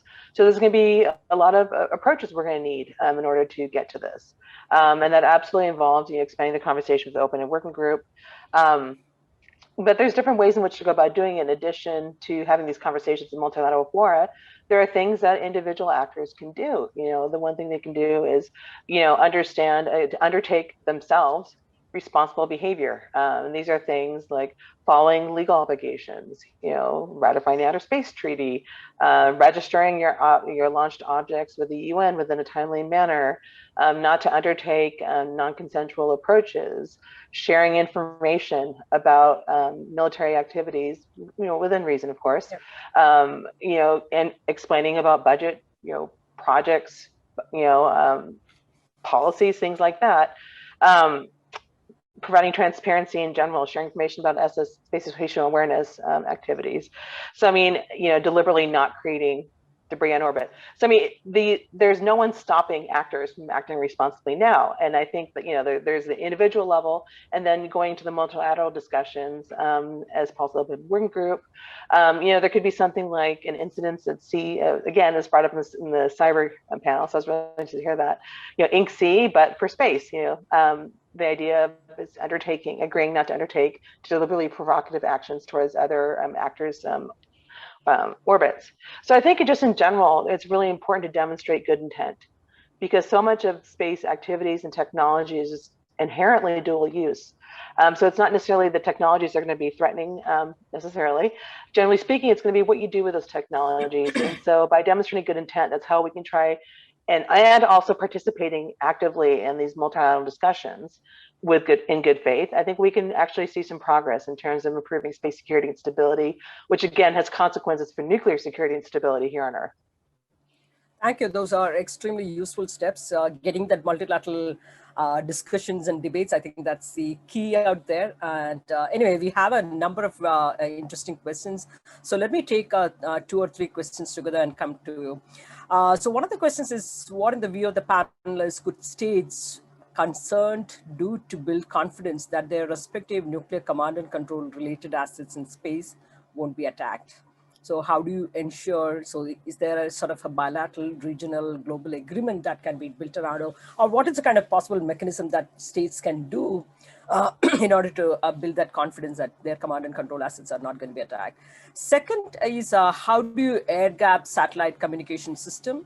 And let me also take this third set of comment.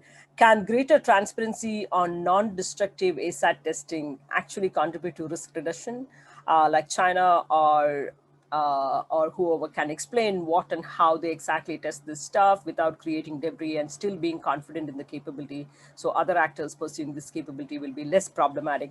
So ASAT is there. And so what are the kind of, is that further explanation of a particular activity? Would that kind of contribute to greater understanding and reducing certain amount of suspicion and sort of create better confidence among states? Let me take these three questions first. Victoria, you want to go? Okay, I'll start reverse.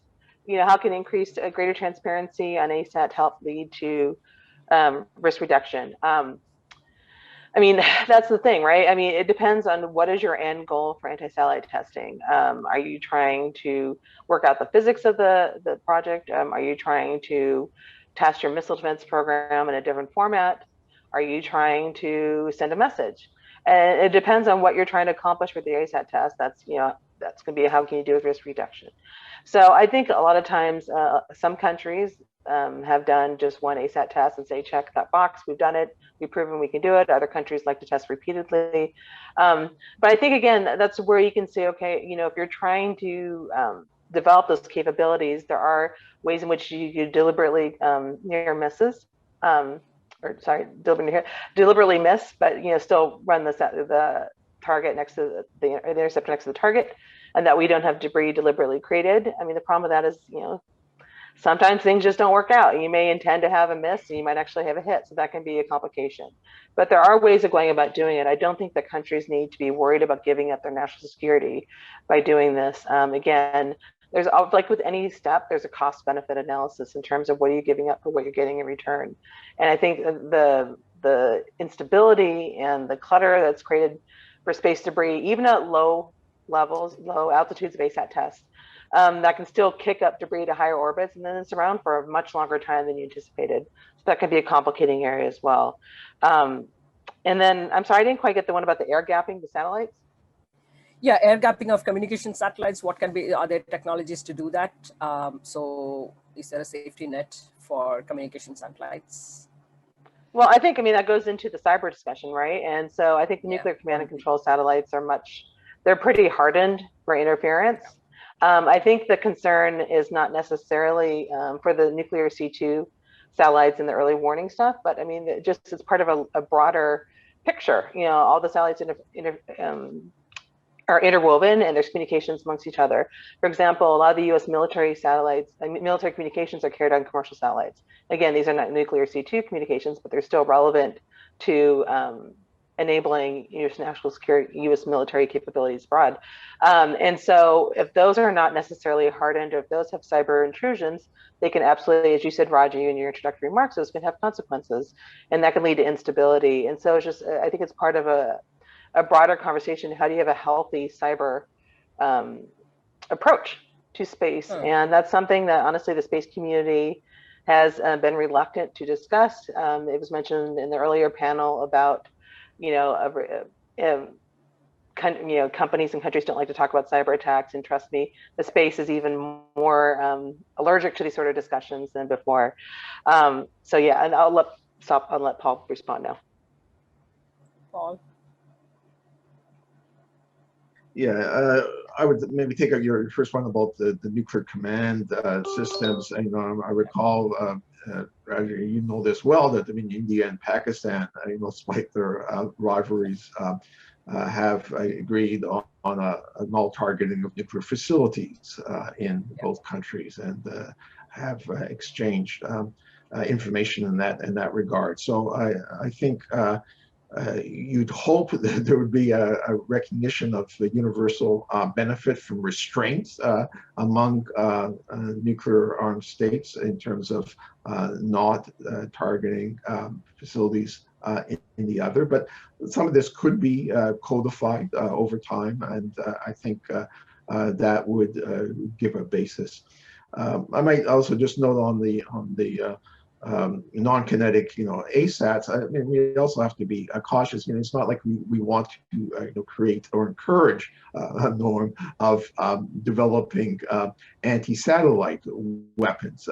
They are destabilizing in all aspects, and we've touched upon cases in the terms of the nuclear early warning mode where it could be very critically destabilizing. So I think here too, while transparency, as noted by Victoria, is crucial to all these areas, the more that we have transparency about doctrines, about programs, I think that helps build that modicum of sort of confidence that I think allows for more stringent, more biting, if you will, cooperative security measures to be negotiated, and that should be encouraged.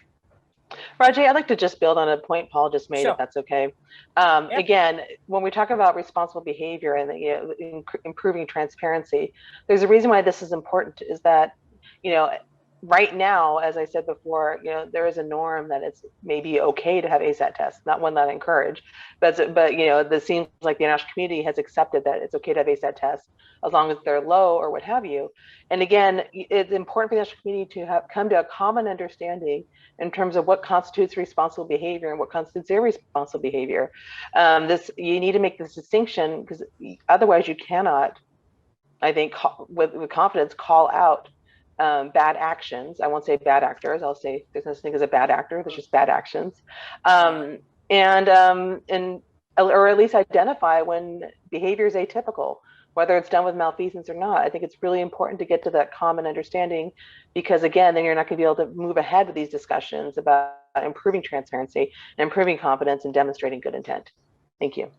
Precisely, I think there's a question on that with respect to a potential evolving norm on the illegality of kinetic ASAT tests. Has any state condemned such tests as unlawful rather than unsafe or irresponsible? And that we can come into, I'll take a couple of few more questions. So one other question is how does the obligation for the peaceful use of outer space relate to the obligations of the UN Charter, and in particular to the prohibition of the use of force? Both Article 2.4 and 51 apply to outer space, and considering that Articles 2.4 and 51 of the Charter applies to activities conducted in outer space leading to so how does that the UN Charter and the different clauses really interface in terms of the peaceful use of outer space and kind of conflict with that? Another one is the whole issue of space security conversations around and the dual use nature of many of the space assets. And that's always been the problem. Considering this, do you believe that space tech will continue to be mostly dual use in nature? And if so, what measures can be implemented to avoid further escalation of tensions? Regulated behavior is what is being talked about at the moment, but intent behind behavior is often difficult to measure. Let me take one more question.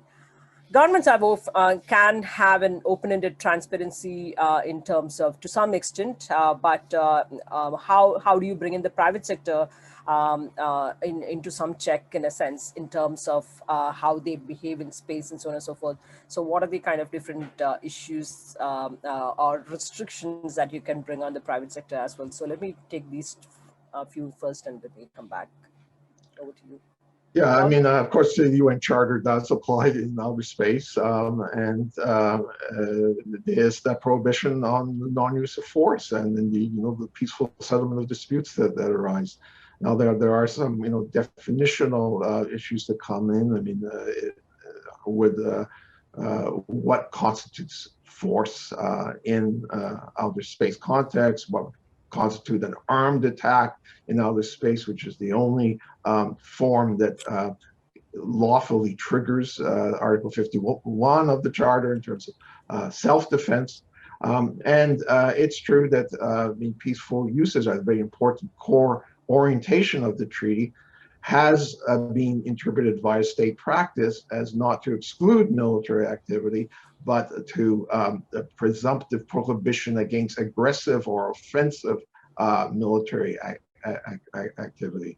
But part of the utility of having renewed discussions, multilateral discussions, as I mentioned earlier, is that you could get clarity on some of the definitional questions that remain, and issues like due regard, like harmful interference, indeed what constitutes the use of force, would all there would be benefits from having them as the subject of discussion.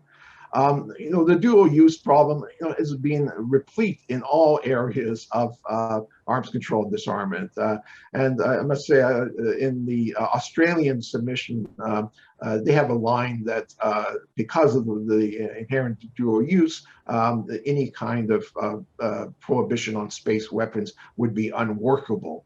Well, in my regard, it's only unworkable if states aren't prepared to work on it.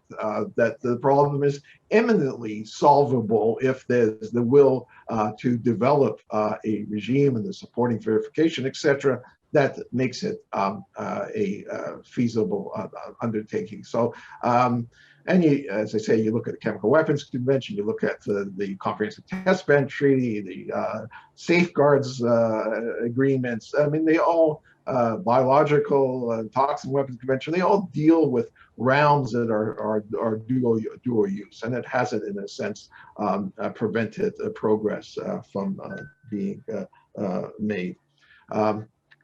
Maybe I'll end it for that, and frankly, maybe Victoria could handle the third question, which you posed, Raji. Thank you, Paul. Victoria? I will do my best. So, how do you bring in the commercial sector to these international discussions? I mean, that's a very good question. We're starting to see more inclusion or more acknowledgement that they have an effect on the domain. I think that's a key starting point. But one thing that I find really interesting is that for a very long time, the commercial sector was very much not interested in being part of these conversations. Like, look, we're here to make money. You do your security thing, we'll do our commercial thing. I mean, that's kind of their job. But just in the past couple of years, I think the commercial sector has recognized it's to their benefit to make sure that the domain is predictable and reliable, because they've got a huge amount of investment tied up in it, and they want to make sure it's not going to be contaminated or otherwise negatively affected by security considerations. So just in the past year and a half, we've seen like several industry-wide discussions about what constitutes responsible behavior and what they see as space sustainability.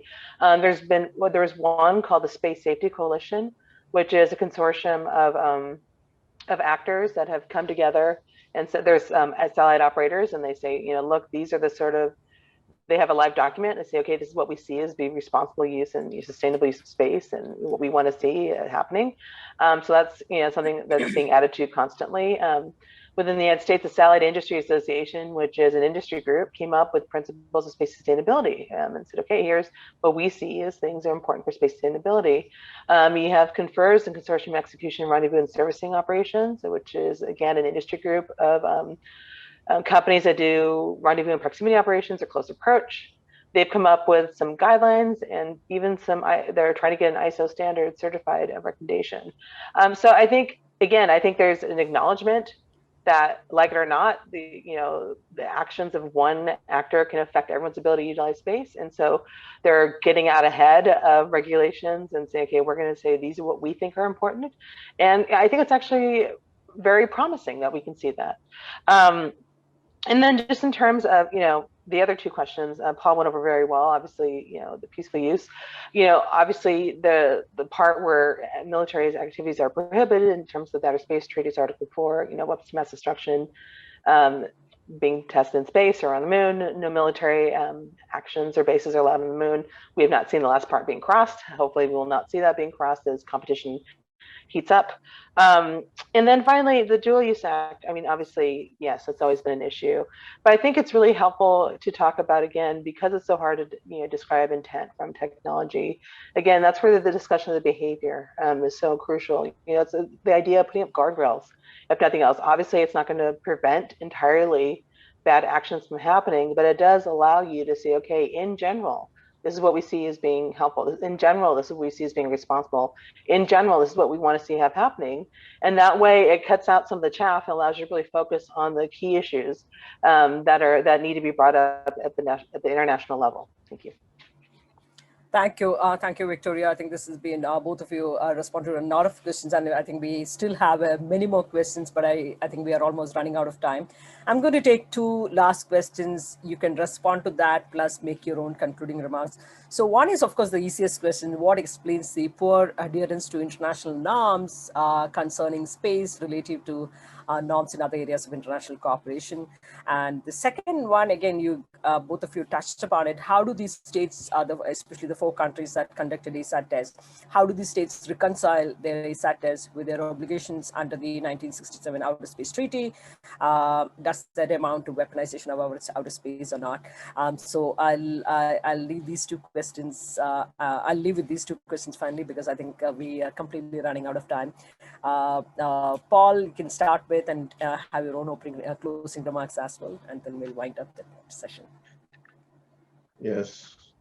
Well, you know, the norm adherence, norm implementation, I think that the crucial element here is accountability. You need accountability mechanisms, I think, if you're really going to ensure that agreed norms actually get respected.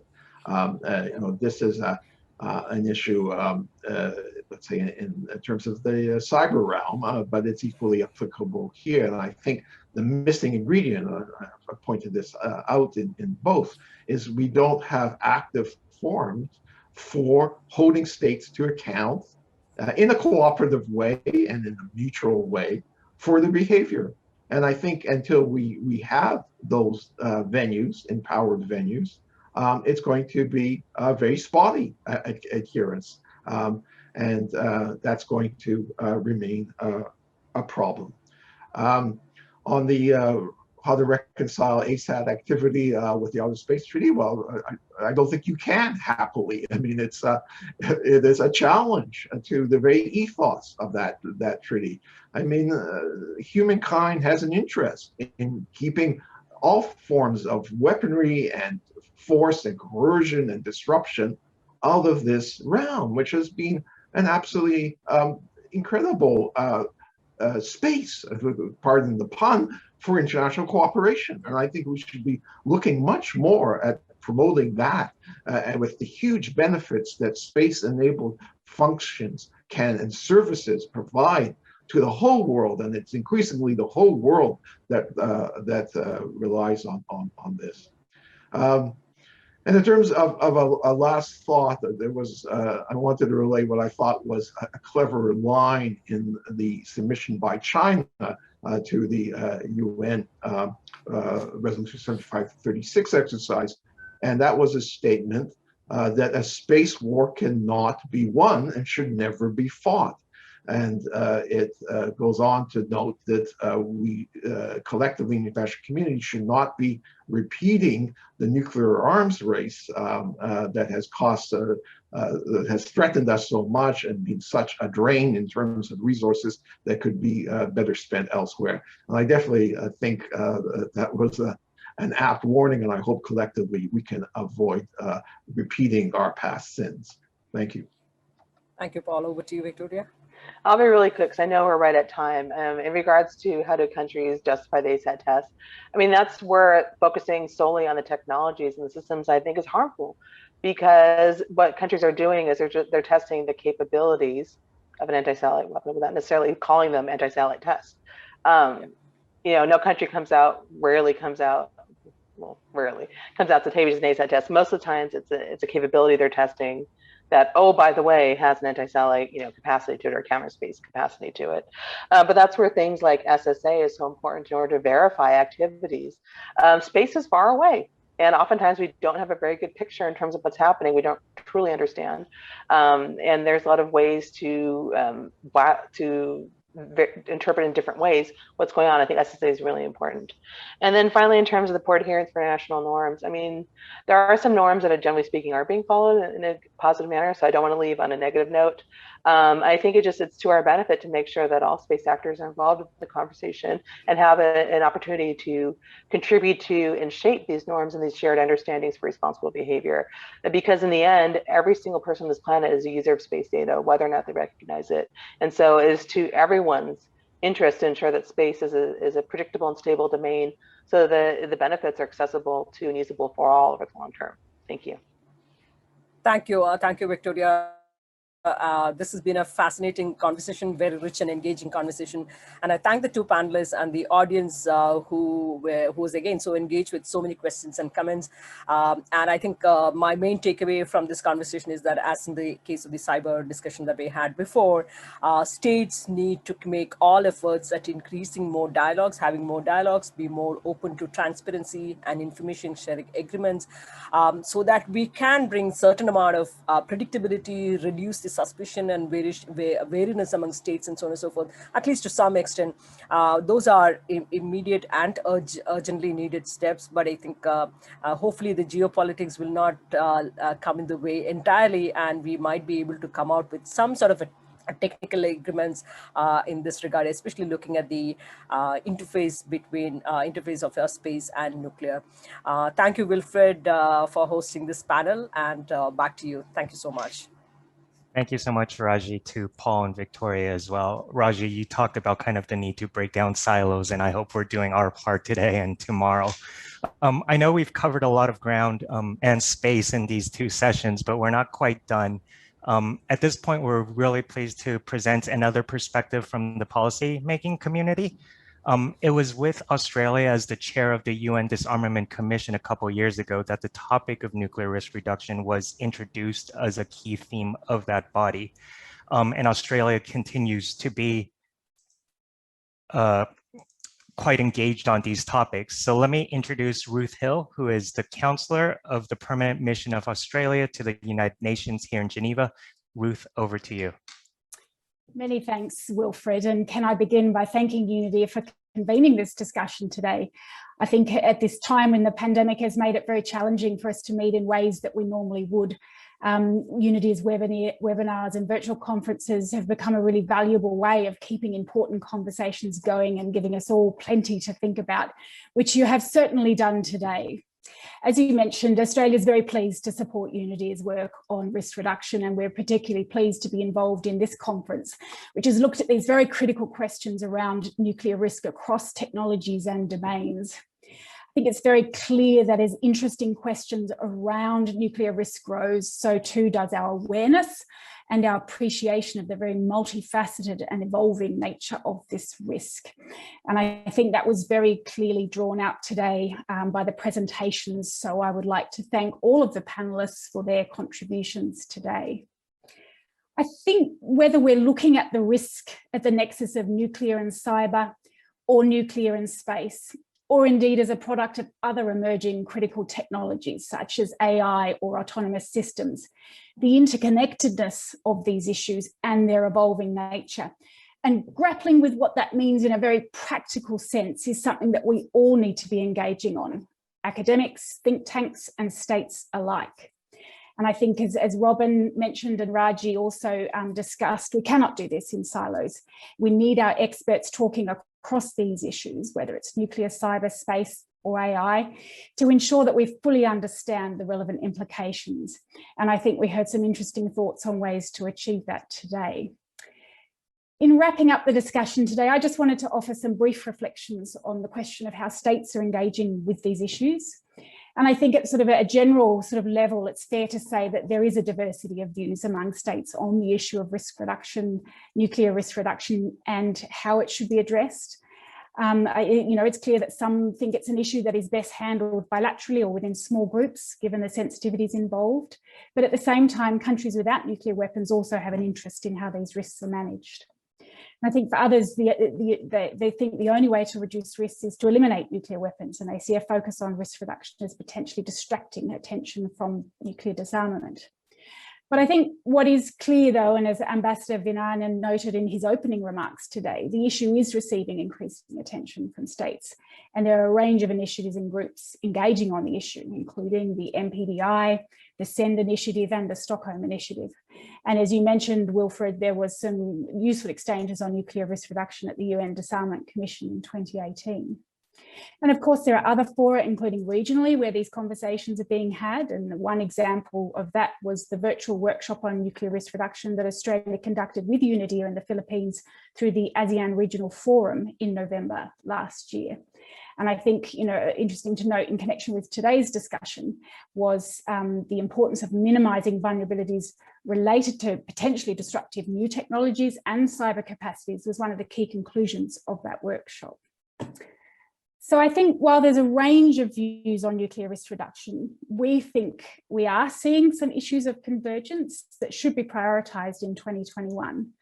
And for Australia, a key priority will be securing strong outcomes on risk reduction at the 10th NPT Review Conference, whenever that conference can be held. And specifically, we would like to see the RevCon encourage further work in this area. And with relevance to the discussion that we've had today, we would like to see this work include practical measures on minimising the vulnerabilities of nuclear weapons systems related to cyber and to space and to other critical technologies.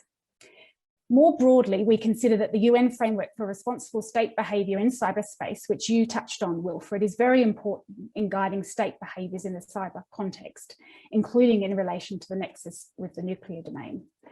And universal endorsement of that framework represents good progress, but the priority now is deepening understanding and practical implementation. And similarly, and as both Paul and Victoria mentioned in their remarks today, UNGA Resolution 7536 has established an important framework for states to exchange views on responsible behaviours in the space context, including in relation to risk reduction principles and some of the other issues that we've been discussing today. And as you mentioned, Paul, Australia was among a range of states that outlined views on these issues in recent submissions to the UN Secretary General. And we're very much looking forward to further engagement on that through the course of this year. So on that note, I'll wrap up, but let me again thank UNIDIR and all of the speakers today for a very engaging discussion, and we look forward to continuing the discussion at the session tomorrow. Thank you. Thanks so much, Ruth, for that. In closing, I do want to remind you that we are doing this again the same time tomorrow from 1400 to 1620 Geneva time. On day 2, we'll have sessions on advanced conventional capabilities and on the broader impact of technological developments on human decision-making in and around nuclear weapons with some more great speakers. So please join us again tomorrow. If you're interested in UNIDIR's work on nuclear weapon risk reduction, please do visit our website and read our latest publications.